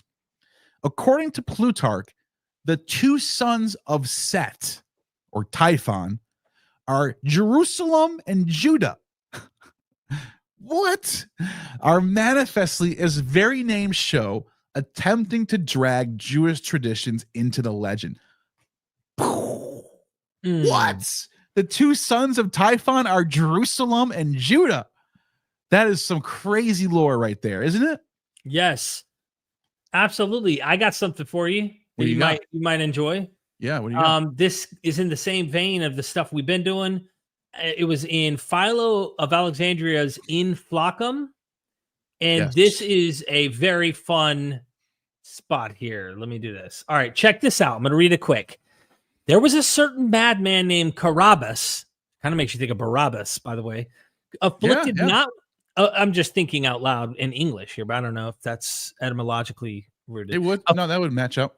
Afflicted not with a wild, savage, and dangerous madness, for that comes on in fits without being expected either by the patient or by the bystanders, but with an intermittent and more gentle kind. This man spent all this days and nights naked in the roads, minding neither cold nor heat, the sport of idle children and wanton youths, and they driving the poor wretch as far as the public gymnasium, and setting him up there on high that he might be seen by everybody, flattened out a leaf of papyrus and put it on his head instead of a diadem, and clothed the rest of his body with a common doormat instead of a cloak, and instead of scepter they put in his hand a small stick of the native papyrus, which they found lying by the wayside and gave to him.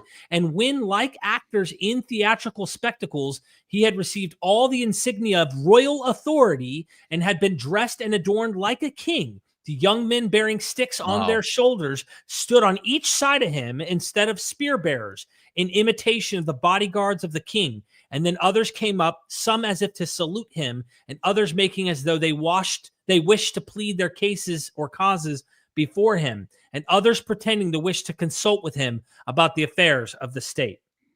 Did they kill him? I don't know. I don't remember. It's been a while. I haven't read on. This was so similar to the scene with Jesus in the Passion. Let's see if they do. Then well, that's what I'm saying. How did you even know to come here? Well, this is in Flaccus. So I was looking up overlaps between the Passion, but I didn't actually draw the conclusion of whether or not he'd been killed or not. I'd have to keep reading it. But I did get into this source and started realizing, holy crap, tell me that doesn't hit that royalty. It's a mock king situation. Yeah. That's interesting. Arose a wonderful shout of men calling out Mars. And the reason why I didn't keep going is it sounded like it was shifting topics. Like it's no longer talking about Carabas. So you don't get a death scene.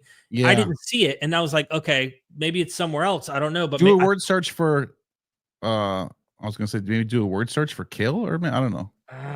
It might take us out of context from the guy. Yeah, I don't know. I don't think it's. That is interesting though that they had that. And so, look, it says right there. Go up a little bit. It says, stop. It says, and who was deposed to show their enemy in spite to the king, pretending not to see who did see and not to hear who did hear. Yeah, no, I mean that's. I think Philo is like proto-Christian. Here it is. When Flaccus heard, or rather when he saw this, he would have done right if he had apprehended the maniac and put him in prison, that he might not give to those who reviled him any opportunity or excuse for insulting their superiors. And if he had chastised those who dressed him up for having dared both openly and disguisedly,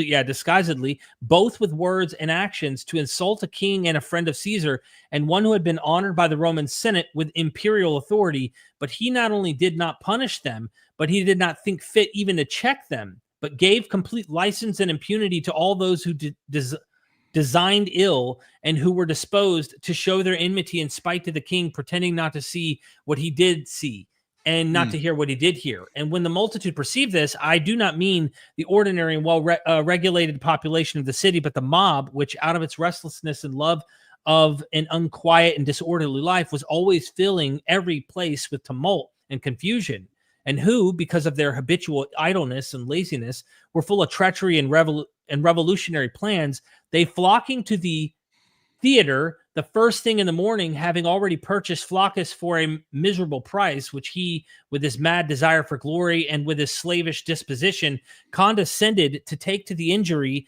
not only of himself but also of the safety of the commonwealth, all cried out, I don't see it. That's why I don't think he kills him. I don't know. Yeah. It sucks. I wish there was some like I thought I was leading up to something that sounded pretty interesting. Yeah. It was so close, man. So close. That's probably why I didn't go on. We're just doing a live investigation. We're just doing some digging. This isn't like a we're not like, this isn't like a proper, we're just digging, dude. Exactly. I hope people enjoy this with us. I enjoy this. I had a blast, dude. This is great. Did you want to finish off with the supers? Yes. Yeah. And I do have I have a few more things that I want to touch on before we go, but I do want to read some supers though. So I think the next one was this one, right? Yes. Oh, yep. No, this person wrote two of them. This person wrote two of them. And thank you for the super. Also in Heliand, it says that the Judeans erected a gallows on the mountain. And when asked to come down from the cross, he is asked to slip from the rope. Odin is also hanged, the god of the hanged. Yes. And I think there's some evidence that the Odin being hanged myth is actually has its roots before Christian influence. That's what I think someone was telling me that recently. I forgot who it was. I'd like to see that. I'd like to see that too. Because I think all of our sources are late. I mean, really late though. No, not the iconography though. There's a lot of iconography that goes back to the Iron Age that does show like Odin and hanging and all that stuff. Okay. So there might be something going on, like the 9 days and he sacrificed himself for himself. Like that might be Christian influence, but I'm just saying the idea of him hanging might be actually older. Interesting. Noah Anderson, thank you for the 20. Wow, everyone's dropping really, really nice big super chats today. I appreciate it. Yeah. Love both of your channels. Thank you so much for all the work you've been putting into this. Rock on, brothers. Thank you, Noah. And he came to my side and he said it on my side too. He says, oh, nice. Yeah, he says, love you guys, rock on, brothers. Thank you, Noah, for supporting both of us. Yeah, I appreciate that. Appreciate that. Really That's appreciate awesome. it. Yeah. Yeah. And then we have Gay Royal. Thank you for the super chat. Nice. Thank you for the $10. Thank you, and Neil for being true autodidacts. I think it says thank you, Derek and Neil, for being true to autodidacts. You two have more credibility to me than any academic. That's too nice of you. With a bunch of letters after their name. I would have to just put. I appreciate the compliment, but I would have to just say there's obviously PhDs out there who are just brilliant experts in their fields, and I go to them for a lot of stuff. I do too. That's me and Neil we know, like, we're, as Dennis McDonald called us, we're foxes. Yeah. And the experts are they dig in the holes and they're groundhogs. And what me and Neil are experts at is we have a little bit of skill that the groundhog has, but we have the foxes, like, let's talk to the whole world and really get this popularized. And we can understand the language of the groundhogs, even though we don't have the skill set and the depth that they do in that area, if that makes sense. But they're all stuck in one area. And that's what limits them. Right. They're all these specialists that got their PhD in this one subject. They're all just stuck in this little area. And not all of them. Some of them do act like us and do branch out, which is just super scholars, in my opinion. Those are the best ones. Those are the best ones. And by the way, those are the ones who I ironically get the most compliments from. Isn't that weird? Like, usually the ones who don't put doctor in front of their names when they hop on and stuff. The ones who are not trying to, like, use, the ones who don't use their credentials to make arguments, like you get, like, for Dan McClellan tells people I'm the one who studied the Bible for 10 years and you're wrong. Right. The ones who don't do that are the ones who are more likely to, like, actually engage with what you and I are doing and give honest feedback and give good feedback, or tell us we're wrong or tell us we're right, rather than just being like, yeah, you know what I mean? Yeah. Like, it's something I noticed. I don't know. Yeah. Thank you. Thank you for that super chat. And then it says, it's the same. See. Oh, they did it to both of us. Okay. Yes. I see what you're saying. Okay. So I appreciate on the double. I really appreciate that. And then we have GD with the $5. What jutting headland is being referred to in Homer's hymn to Dionysus? Let's look that up. I think that's the Dead Sea. I think it's talking about the Dead Sea in the hymn, but it could be Dionysus. I have the Greek over here too. I can look up I have the Greek literally over here. I was in my living room. There's two of them, so I hope I pulled the right one up. Let me see.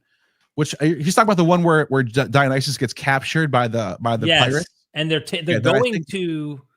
heading to find his family for booty, and not the kind of booty we would imagine. Pirate booty.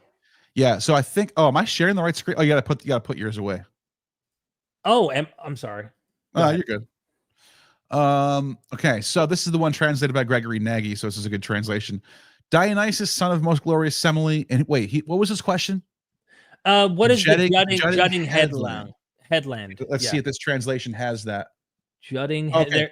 On a prominent headland, looking like a young man, the shore of a barren sea, on a prominent headland. Barren sea. It's the Dead Sea. I promise you, this gets into the Nisam Amslog stuff, Neil. Really? Yes. The hymn to Dionysus, they're Wait, though. Hold on a second. Why would there be Tyrrhenian pirates in the Dead Sea? So they're traveling to the Eastern Mediterranean, right there in the land where Dionysus was born. Yeah, bro. No, I believe that I believe we can be in Israel. I'm fine with that. Yeah. The Tyrrhenian pirates are coming from. Tell me a barren sea other than they wouldn't be in there's no pirates in the Dead Sea. Like there's nothing to do there. It's mythology. So, yeah, well, but I would say why wouldn't they travel? He's probably on the eastern coast of the Mediterranean. Sure. In like Phoenicia, Judea region, but these pirates, these Etruscan pirates, they're coming from Italy. So right, this is in the Mediterranean. Yeah, I get that, but I'm saying of course they're traveling from the Mediterranean through the Mediterranean to the eastern side. But when it talks about the shore of the Barren Sea, it's got to be at least along the coast in the Mediterranean Sea, near where the Dead Sea is. Yeah, Yeah, yeah. sure. Because if you look at let's look at a map of the. Let's go to Google Earth. This is fun. Yeah, just, yeah. we're I just, love that, we're just dude. This is investigating. it's We're what just we live for, investigating. bro. By the way, if We- anyone thinks we're having tension, this is me No, and no, this Neil. is what We we just do. we do this stuff all the time. We're like, Yeah, I "Nah, just nah, nah, bro, bro, bro." sometimes and then you end up being right all the time, and I go, oh shit, good No, point. but oftentimes you're more right than I am. No. So, All right, yes. so let's see here. Write me a check after the show. Okay, so the Dead Sea is over here. Yep. Right? Yeah. Dead Sea. Oh no. Dead Sea is right here. Oh, yep, right there. Yes, Dead Sea. That's why I was right the first time. So it could have been along the coast. If the Etruscan pirates were coming from over here, they're probably over here. We're probably in this region, and like you can't take your boat over here. You can't get over here. No, I see what you're saying. Yeah, I would say he's over here somewhere. Yeah, so which is interesting because isn't Beth Shean? Let's see. Beth Shean. Let's see if we can get there. Oh, Beth Shean's over here. Huh. Yeah, I would say he's over here somewhere. You know? Yeah. Or what about Scythopolis? I think it's the same place. I'm asking ChatGPT just to see if it has look, it's the same sources. Place. It's the same place. So if he's born, this would be Nissa. Is there a mountain here anyway, by any chance? I don't see anything. There probably is. There's a lot of mountains around here. But there's supposedly a Mount Nissa in this region. That's what they said. That's what, according to Homer and another source, Mount Nissa is in this region. So if he's born in Mount Nissa, he would be hanging out over here somewhere, right? Huh. So yeah, I would think it would be near that region. But let's go back to the text again. You said barren sea, right? Yeah, but ChatGPT is saying no, the barren sea in the Homeric hymn to Dionysus is simply a poetic epithet for the open sea. The Mediterranean, not the landlocked Dead Sea. In hymn 7, we read how he made an appearance by the shore of the barren sea. Barren sea. Nissa Mamsalog is reading this saying, no, dude, he's from the region of the east, and they're looking for his family to get booty. So can you read the actual poem a little bit more? The only problem with that is that if they couldn't, they would not be able to go into the Dead Sea to find him and then go back. Of course, not by boat. Right. Not by boat. I see what you're saying. Because it said, this is what it says. Along the coast. This is what it says. All of a sudden, men seen from a ship with fine benches, men who were pirates came into view. They're already in the water. They're not. Yeah. They didn't get out of the water. Right. So we have to be in the Mediterranean. But I do think that the Still idea be on that coast. I know. I think that's a strong case. Right. You want to know why? This is a Homeric hymn. And check this out. This is a Homeric hymn. Let me show you something real quick. From Homer, or no, is it Homer? Yes, Homer. Watch this. Watch this. Homer. I think it's from the Iliad, where he says Nissa. No. Nissa. Here we go. Sacred Mount of Nissa. I think is it the Odyssey? No, it's gotta be the Odyssey then. Where Nissa, let me see. Wait, is it Herodotus maybe? What's the source where he says, according to Homer? I've got one of Herodotus right here, but this is Nissa Mamsalog. I don't know if this will help you. No, I'm looking for the source where it says Herodotus. That according to Homer, Mount Nissa is by Arabia. Or like Phoenicia. That sounds like Herodotus. That would sound like him. Yeah, maybe it's Herodotus. I can't remember which source. I read it all the time too. Herodotus. Let me see if I can find. Okay, so listen to what Nissa Mamsalog says. I got it right here already ready while you're searching for that real quick. Okay, Nissa Mamsalog says this. Hope everybody can see it. There, zoomed in a little bit more. There we go. Several Greek testimonies trace Dionysus's provenance to Canaan. Herodotus specifies in 249 that this god was introduced by Greece by Cadmus, the Tyrian founder of the Thebai, and the personification of the Phoenician colonization in the Aegean. This is confirmed in the 7th Homeric hymn, which reports the capture of Dionysus by pirates who wished to ransom his parents and friends in the Canaanite Eastern Mediterranean for his freedom. Dionysus's Canaanite origin is reinforced by the Dionysian cortege or retinue, constituted of Corites, Corybantes, Cyclopes, Telchines, and Dactylus, all of whom are daimonies, which you mentioned earlier in this stream, might be related to Danites, for all we know. Frequently considered in Greece as originating in the Eastern Mediterranean. The first Homeric hymn traces Dionysus' origin to Nissa, a mountain most high and richly grown with woods, far off in Phoenicia near the streams of Aegyptus. In the 7th hymn, he appears. That's the one. That's the one I was looking for. That's the one I was looking for. On a jutting headland by the shore of the fruitless sea. The fruitless sea. You found the source. Go back up. The source that I was looking for is from Homer. He says, Nissa, a mountain most high and richly grown, far off in Phoenicia. Come on, bro. Near Egypt stream. So it has to be. It's not in Phoenicia. Nope. It's in between Phoenicia and Egypt, and which is Israel. On the jutting headland by the shore of the fruitless sea. What's fruitless? The Dead Sea does not have any life in it. Sure. So that's, in this particular case, you probably are talking about the Dead Sea. Right. But I don't think that this goes over source? to the Homeric hymn, though. See what source here. I'm going to see if that's from Diodorus. I found it. It's right here. This is Diodorus? Okay. Yeah. Well, okay, so maybe the hymn's just putting you on the coast and it doesn't go any further. Diodorus. Here, let me show you. Let me share my screen real quick and show you where the exact hymn is from Diodorus. And it's citing a Homer source that's in one of the Homer sources that I don't think we'll have anymore. But here's what it says. Okay. It says Zeus taking up the child. Crop it in a little if you can. I don't know if you can or not, but okay. Just so everybody could see it. There we go. Wait, what happened? I think I went to Zeus taking up the child from the dead body of his mother, handed over to Hermes and ordered him to take it to a cave in Nissa, which lay between Phoenicia and the Nile, where he said where we should deliver it to the nymphi. And then it says, he received the name that he bears from Zeus, Dios and Nissa, which is correct.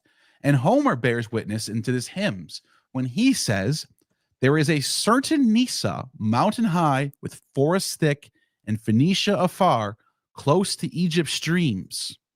And he received this by rearing the nymphs in Nissa. So you can see, okay, where are we talking about? If it's not in Egypt, and it's not in Phoenicia, and it's somewhere in between, we're either in Sinai or we're in Judea. That's it. That's your only two options. Exactly. So, and there's only one fruitless sea in that region. Fruitless sea is the Dead Sea. So yeah, he's from that region. So I would guess whatever's happening in the other hymn, the other Homeric hymn, he probably traveled over to the Mediterranean and then got captured. Like that's probably what they're talking about there. So I also love that you brought up Scythopolis because you and I both went to Scythopolis, and the myth has him born there, and he buries his the nymph that nursed him as a child in Scythopolis, according to the myths. And dude, that was a huge center for Dionysus, all like 300 years before Jesus, under Soter and all these people, Ptolemy. And what I find fascinating is it's only 19 miles, literally only 19 miles from Nazareth in the Galilee. It's in the Galilee. It's just 19 miles from where Nazareth is. And you're thinking to yourself, hold on, Scythopolis is literally where the myths of Dionysus. We went to Sepphoris and saw the mosaics of Dionysus on the synagogue floors. I mean, bro, it's all over Jesus land at the time, you know? Yep. And one more thing I want to show people real quick, and this goes back to what we were talking about earlier with Io and the dog star, because Diodorus talks about the different Dionysuses, and he says, as far as the first Dionysus, the son of Ammon and Amalthea, these are the deeds he accomplished as the Libyans recount the history of them. The second Dionysus was born of Zeus and Io. That's Isis. So, and that's another passage he talks about Zeus and Isis giving birth to Dionysus here. So, okay, there's that. And there's another weird passage we get from Plato, out of all places, where Plato says in Cratylus, he talks about this goddess who's Sophia. He literally says Sophia. This is wisdom, Sophia. For things in motion, pheromena, which grasp, and he says, ephoptamen, and touches, epaphon, Epaphus. See it? Right. Yep. Epaphon. So there's this goddess that which grasps and touches and is able to follow them is Sophia, wisdom. Therapatha, which is where we get the name Persephone from, or something, which is like another version, it's another face of Isis, or something that sort, which would therefore be the correct name of the goddess because she is wise and touches, Epathan, things in motion. And it literally says, Epathe to Periophomenu, the touch of Persephone. That's what it's basically saying. The touch of Persephone. And this is the reason why Hades, who is wise, Sophos, consorts with her, because she is Sophia, but people have altered her name, attaching a more importance to euphony than to truth, Aletheia, and they call her Therapata. Like, whoa, what is Plato getting into now? Plato's getting into Epaphus and the mother, Isis. That's what this is. This is Platon. So you can see the Platonists already had some sort of doctrine related to the mother and the child. Wisdom, Sophia. By the way, Mary's called Sophia in Gnostic circles. Mary's called Sophia. The mother of the divine child is called Sophia. That's Platonism, dude. That's right there in Plato. How people in the tradition aren't seeing this. I remember I did a video. They don't read Plato. They don't know Plato. This is completely foreign to them. I did a video a long time ago with Bob Price about Mary. Man, I had Catholic apologists doing response videos, tagging my video. Mary is not related to this. Mary is not. Like, in your tradition, she's not. In the earlier tradition, she was. Right. The traditions that predate your Nicene Creed, she definitely is, dude. You're just late to the game. Sorry, it's the truth. Exactly. So, yeah, I think that's it for my sources. A couple more super chats here. Constellation Pegasus, thank you for super chatting, Nil. I want to see, please comment on my video to make sure that I have your name is not blocked from any of my mods having blocked you on the channel at any point. So if you want to test that out, if you're still watching, check it out at some point. I want to see. But one last go ahead. Need a video of both of you, your library book collection. I agree. We need to do that. You need to get your library sent to your house. That's what you need to do. It's in my trailer, but I'm about to be in my new home soon, and hopefully I will be streaming a lot and doing videos a lot. I'm going to have to be a busy boy, man. Yeah. I got to take care of everybody here. So I'm going to be working overtime, bro. Yeah. Oh, yeah. Thank you for that super chat. Thank you. Daniel Kyle, member for 11 months. Wow. Give him a head applause. Absolutely. Have you guys heard of Bible Project? I have, actually. They cover motifs in the Bible. You guys cover motifs in ancient sources, built chronologically, evolution of these motifs. I was a huge fan of Bible Project when I was a Christian. Huge fan. I used to watch all their videos in those years leading up. Like when that channel first started, I remember watching it, and then it got better and better and better. And I haven't watched it in a while, but I was a huge fan of that channel for a long time. Yeah, I think they do a good job. I really do. They go really deep into the sources. They're obviously they're Christians. They have their worldview, but I actually respect their work as far as like the research they do, how deep they go. I think they're a little bit biased. Obviously, they're looking for connections. They're looking for the Old Testament pointing to Jesus. I get it. I was doing the same thing. I was watching their videos doing those same things, but I think they do a good job. I do. I have nothing bad to say about them. Yeah, we just like to go beyond just that. We like to also see that it's bigger than just the Bible. Much bigger, much bigger, much messier. Neil, man, thanks for hanging out with me. We need to do these more, and I hope people will check out your Game of Thrones channel. That's going to be fun if they're into that kind of stuff. Maybe I can. What is my channel called again? Oh yeah, Vagar's Flames. Let's see if it shows up in the search engine yet. He just started. Oh, my video does. So share it. Yeah, let's go to I'll go to my that's what I'll do. Share my screen.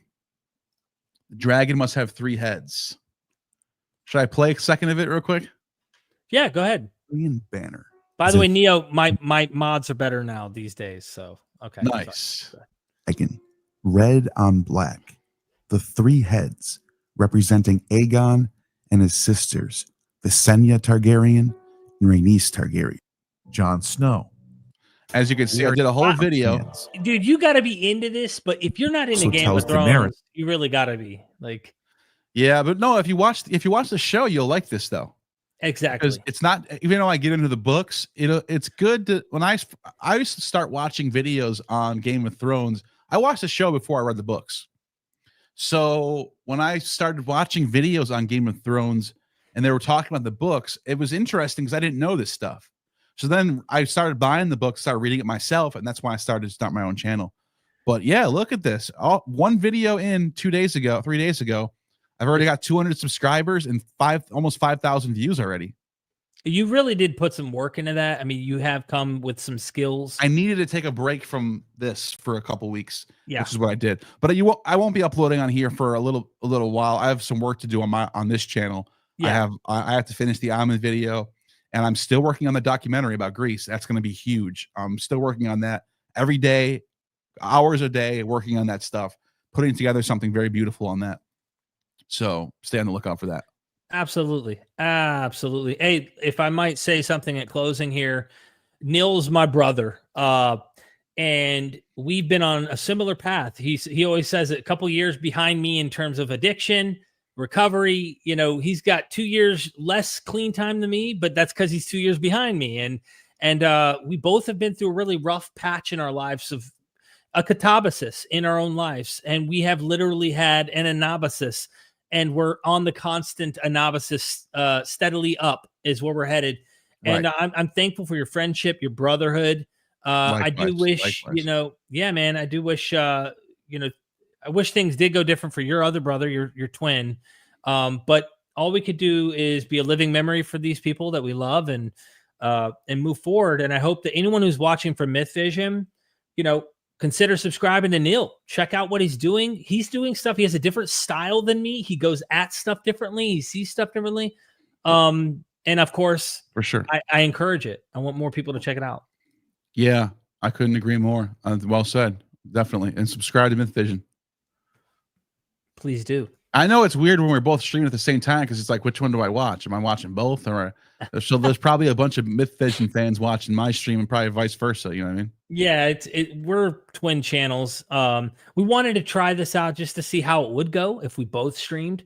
Some people don't subscribe to me, I'm pretty sure, that are your fans, and vice versa. And Yeah. It is what it is. That's fine, Exactly. Yeah. So I think that's it for supers. Yeah, that's it. So The motherfucking Wendyberg just said, and I'm also a patron. yes. That's fact. That's That's what that just reminded me. I'm dropping a new Patreon video tonight or tomorrow. Tomorrow, probably. Yes, Valyrian. I love it. I love it's got the nice image and everything. I'm obsessed with Game of Thrones and A Song of Ice and Fire. So yeah, I've spent a long time. I've been thinking about doing a channel on that for some months now, and I finally did it. But yeah, tomorrow I'll drop a Patreon video where I'm going to talk about the misconception that people have when we talk about Gomurkin's work or Gad Barnea or and like how Judaism is a product of the Hellenistic period, and then people always do this. They go, "What about Taldan?" Yeah. Huh? Duh. They're like, "Dude, that was an easy debunk. Slam dunk. What about the Mesha Stele? What the Hezekiah stone, bro?" Yeah. And it's like, I keep getting this. I keep getting these complaints or comments or rebuttals, and I keep having to explain those do not mention the Bible. The Right. Mesha Stele is not mentioning the Bible. The Taldan's not mentioning the Bible. The Hezekiah stone's not mentioning the Bible. There's no Moses. There's no Abraham. We are not saying Israel did not exist and that there wasn't kings of Israel that are historical. Right. We're not saying that. And here's what I noticed. It's very, very strange. We're so brainwashed as a society by Christianity and Judaism or Islam in the East. We're so brainwashed by it. Even secular people are, that we presuppose that anything that mentions David knows about the Bible. Right. We just assume the Bible is like this historical thing that just is just a given. That nobody can. It's so hard to get people to understand what I'm saying when I talk about this stuff. When I bring up elephantine, like Balaam. Balaam. Look at Balaam. I thought I understand. I mentioned Balaam. Therefore, it's that old. I'm just going. And I'm going. What am I looking at? Now the Bible does mention Balaam, but it doesn't even mention Yahweh. It mentions Ishtar and this other god from Babylon. What am I looking at here? Well, this is in the Bible too. Duh, I know. What does this have to like? You found a character that's in the Bible in another source, right? Like that. What do you want me to like? And that's like saying the Ammonite god is mentioned in the Bible. So I find a source that mentions the Ammonite god. Does that mean they found the Bible? It's the same exact thing. It's a character from the Bible. What I want to see is I want to see a definitive citation or a quote or something that shows knowledge of the Torah. There's nothing like it. And I just want people to realize that when you find an inscription that mentions the house of David, or that does not presuppose automatically that this is the Bible. The Bible is a different thing. It's a totally different thing. So, okay, that's my rant, my last minute rant. That's going to come on my Patreon tomorrow. Yeah. Hey, look, a couple supers on your end. To what extent do you believe Plato's? Good thing I ranted for a little bit. We got a couple. Yeah. To what extent do you believe Plato's noble lie to unify, pacify the masses, influence Christianity wittingly and not? Absolutely. I think it's not even like it's some master plan conspiracy that they're all like sitting in a dark room going, we're going to use Plato's lie and get them on this. It's not like that. It's more like there's legends and mythology. Plato influences people indirectly and directly. He's just like spreads his ideas, just spread into the culture, and then his ideas become like very like popular. And this idea of like a unifying mythology and a nation building legends that happen in the Hellenistic period are directly inspired by Plato's thinking. So yeah, Plato is obviously inspiring people, whether it's directly or indirectly. Right. That's what I think it is. So this idea of a noble lie is just naturally, people are just naturally doing it. It just becomes a thing people do. I kind of wonder if Plato's actually picking up this idea and he notices this idea already. I mean, the national identity and having antiquity laws, antiquity narratives and stuff like that. Yeah. It wouldn't shock me if Plato's actually just recognizing a known motif of mythology and creating foundational myths that humans have been doing already. He's noticing what works. He's going, he's sitting around going, what made the Babylonians so great? What made the Persians so great? Why is Athens so great right now?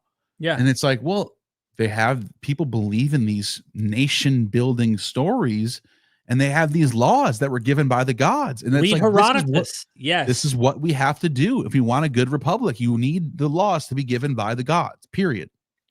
Mm-hmm. That's why you get all these lawgiver stories of a guy being kicked out of a nation, meeting a god who gets an oracle, he gets new laws, he goes to a new promised land. It's the type of story you get in the Hellenistic period.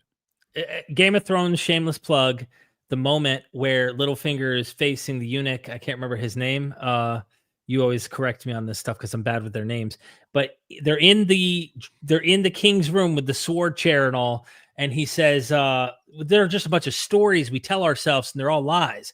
And he goes, yeah, well, we need the lies. This is the eunuch saying something about like, what do we have left if we don't have the lies? And he goes, we have chaos. And he's like, chaos is not, chaos is a ladder. Yeah, chaos. And it was a really interesting scene. And that, by the way, that's not even in the books, by the way. That was one of the brilliant writing scenes that the show did that the books didn't Interesting. do. Yes. I didn't know that. Okay. Yeah, no, and but his character is like that in the books. So it's very spot on as far as how the books are. But what I love about those two characters, Varys and Littlefinger, is they represent chaos and order. That scene was so good. The reason why it was so good is because it was so on the money what those two characters are doing and what they represent. Varus is representing the people, the realm. He wants to serve the realm. That's all he cares about. Littlefinger wants to serve himself. And what Littlefinger needs in order for himself to rise is chaos. He needs things to be destroyed. He needs someone to fall so he can rise. Right. Whereas Varus wants everything to be in order for him to be successful. They represent chaos and order. It's Tiamat and Marduk all over again. Yeah. GD in the house again. What is being communicated in the myth of Cadmus, sowing the dragon seed that grow into warriors? What is going on with this story? I don't know about this. I've heard of it. Oh, but no, I don't that's know definitely true. That's definitely part of the myth. I don't know this, I don't know exactly what the dragon teeth means, but it goes back to what we were saying earlier. This goes back to what of Cadmus. Yeah, maybe we can pull up the Cadmus from Euripides, where he talks about the what are the dragon's teeth? Cadmus. Do you want to do it, Rick, or do you got to go? I gotta go soon, but what are okay? Well, maybe we could just do it next time. But basically, my answer to that, real quick, would be it's related to what we've been talking about in this stream of the line of Cadmus being this chosen line that starts back with Prometheus and ends with Dionysus. And so, yeah, he's sowing the dragon teeth and I think that the word for teeth can be like seeds or something like that. Dragon seeds or teeth. They're used as seeds, though, basically. I know ChatGPT. I just throw it in there just to see what it says. You can never trust this thing. You always have to fact check with the primary sources and check academics out because sometimes it messes it up. But it says in the myth of Cadmus, the dragon's teeth are literally the teeth of the monstrous serpent. He's slain at the spring of Ares. Athena instructs him to sow those teeth in the furrowed earth like seeds. From them spring up fully armored warriors, the Spartoi, sown men, who immediately fall to fighting one another until only 5 survive to help Cadmus found Thebes. Yeah. What a weird-ass origin myth. Yeah, it's a very weird story. It's in the Euripides, Phoenician women, and then it's mentioned in Ovid, Metamorphoses, too. So it's a well-known story. It's very strange, but it's very weird. It's very mythological. It's cool, though, you know? Yeah, I like that. I had to pull up that image. They're called the sown men, like the Spartoi, the sown men, you know? Absolutely. Thank you, GD. And oh my God, bro. Oh shit. 50 memberships. 50 members have joined the Gnosis train.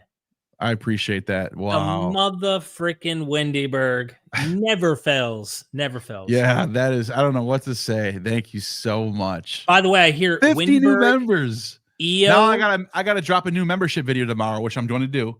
I said Patreon, but whenever I drop a Patreon, I always drop the membership on the same video. So whether you're a member, if you're a member and you go, am I missing Patreon? No, you're not. Just remember, I'm going to put Patreon and memberships dually. So tomorrow, now that there's 50 new of you, you're going to see a brand new video that only you 50 can watch and whoever else is already there. That's the advantage. Yep. Thank you, Wendyberg. I appreciate it. By the way, there's an ancient source that says Wendyberg, Io, Isis, Inanna, Ishtar, they are all the same deity. And Wendyberg? so Wendyberg. She is the goddess. That's the facts on the ground. Wow. Yeah, seriously, thank you, Neil. Yeah, and so again, what do you got? Your channel? You're still working on that documentary, right? I am halfway. I might as well tease you with it just to show you. Yeah, I might as well show you this because this is good. 50 new members, bro. 50 new members. That's amazing. Yeah. That's great. I'm speechless over that. I'm giving you a sneak peek. If you've stayed this long, everybody. Yeah, seriously. If you stayed this long, you get to see the sneak peek of like what I'm working on. I'm not going to play the video or nothing yet because it's not ready. But I've been working like, bro, I get like 10 minutes in, like done, maybe 10 to 15 minutes max, mostly 10 to 12 minutes within a full day from morning to night working on this edit. So the quality is next level. And Premiere Pro is taking its sweet ass time to open. Here it comes. Bear with me. But yeah, here it is. It's coming. I'll give you a little something. I'm working on a documentary that literally connects kingship, gardening, tree of life, water life, food of life. And I go all the way from the oldest That's a known good myths one. down to the book of Revelation. I literally connect the Bible in to this long line of mythic tradition. And here's let me preview, show you everybody this. It's a lot of really cool insight. I don't know if you can see this or not, but I've got like all sorts of stuff. Whoa, that's a lot of editing right there. Bro, when I That's say very intricate. That's a lot. You have a lot of layers going on. I can see that. oh yeah, look, it goes up. I mean, some of them Damn. go up like That's a lot of editing. yeah, I do a lot of that. Like I'll here You put a lot can't into it. hear it. You can't hear it, but well, you can kind of hear it, but years ago, you see the sacred tree on the left. let me just do was this here. identified with a woman putting their hair up in a bun. I try to really take my time. God-man is identified It- that way. So you really know what I'm talking about. You know what I mean? Who Yeah. hold Oh yeah. It's great editing. Both wear plain robes and And so I'm walking people through. There's That's some amazing. real That's yeah. amazing editing. Yeah. George Smith. Your last one was phenomenal, by the way. The Yahweh dying and rising was a phenomenal video. Thank you, bro. That, like if Thank whoever you. people watching this right now, go and watch the Yahweh dying and rising video. That video is so good. Thank you, It was one of the best you've ever done, I think. I hope this one matches that energy because I figured out if you just take your time, you do it right, you know, you really Yeah. take care of what you're doing. You know it's going to be on the internet forever, so why not make a banger? That's right. That's right. And that literally comes down to the memberships in the Patreon. If I didn't have that support, bro, I'd have to just do streams. I mean, I Right. couldn't take my time and produce a banger. Exactly. You know That's that's what you guys helped me out with memberships, and it's not just finding. Sometimes I've got to pay for a scholar. Sometimes I don't. Most of the time I don't, but sometimes you do. It's not just that. I know I have that in there for like, please join so I can find scholars, but really it's so I can take my time and make better videos. Yeah, that too. Yeah, That's that's really a what it is. major part of this. Yeah. And bro, when you put in your work, like I'll come to your house and I'm looking at what you're cooking, and I'm going, Jesus, you're so deep in the matrix, bro. You need to go. There's like I'll 30 call books you up. opened up with tabs in them and shit. Bro, Like, you're like nutcase in a room. And Yeah. I'm like, yo, come over and go swimming with me, bro. Like, chill out. Let's go swimming. yeah, and- that's and exactly chill. what happens. Yeah. Yeah, man. Yeah. Get a bottle of wine, and then you're cracking up some Dionysus, and we're chilling in the pool. And Yeah, that's my try- once a month I have to do that. I have to do a release, and then I Yeah. go back to being completely sober for the next 29 days. Yeah. That's how I am. I had that one release day where I just kind of crack open a bottle of or sometimes I do it on my streams where I'll do it at late night, you know. Yeah, you're chilling. It helps you take your mind off of crazy, you know. Yeah, Yeah, it's just a nice little release. I don't recommend it. People shouldn't drink, but you know, that's what I do. Well, I had a blast. Thank you for everybody. Really appreciate it. Let's do this again, Neil. Yes, let's find another crazy deep rabbit hole. We'll do it in a few days. Well, ladies and gentlemen, you have just attained true gnosis. And never forget, we are Mythvision. Vision.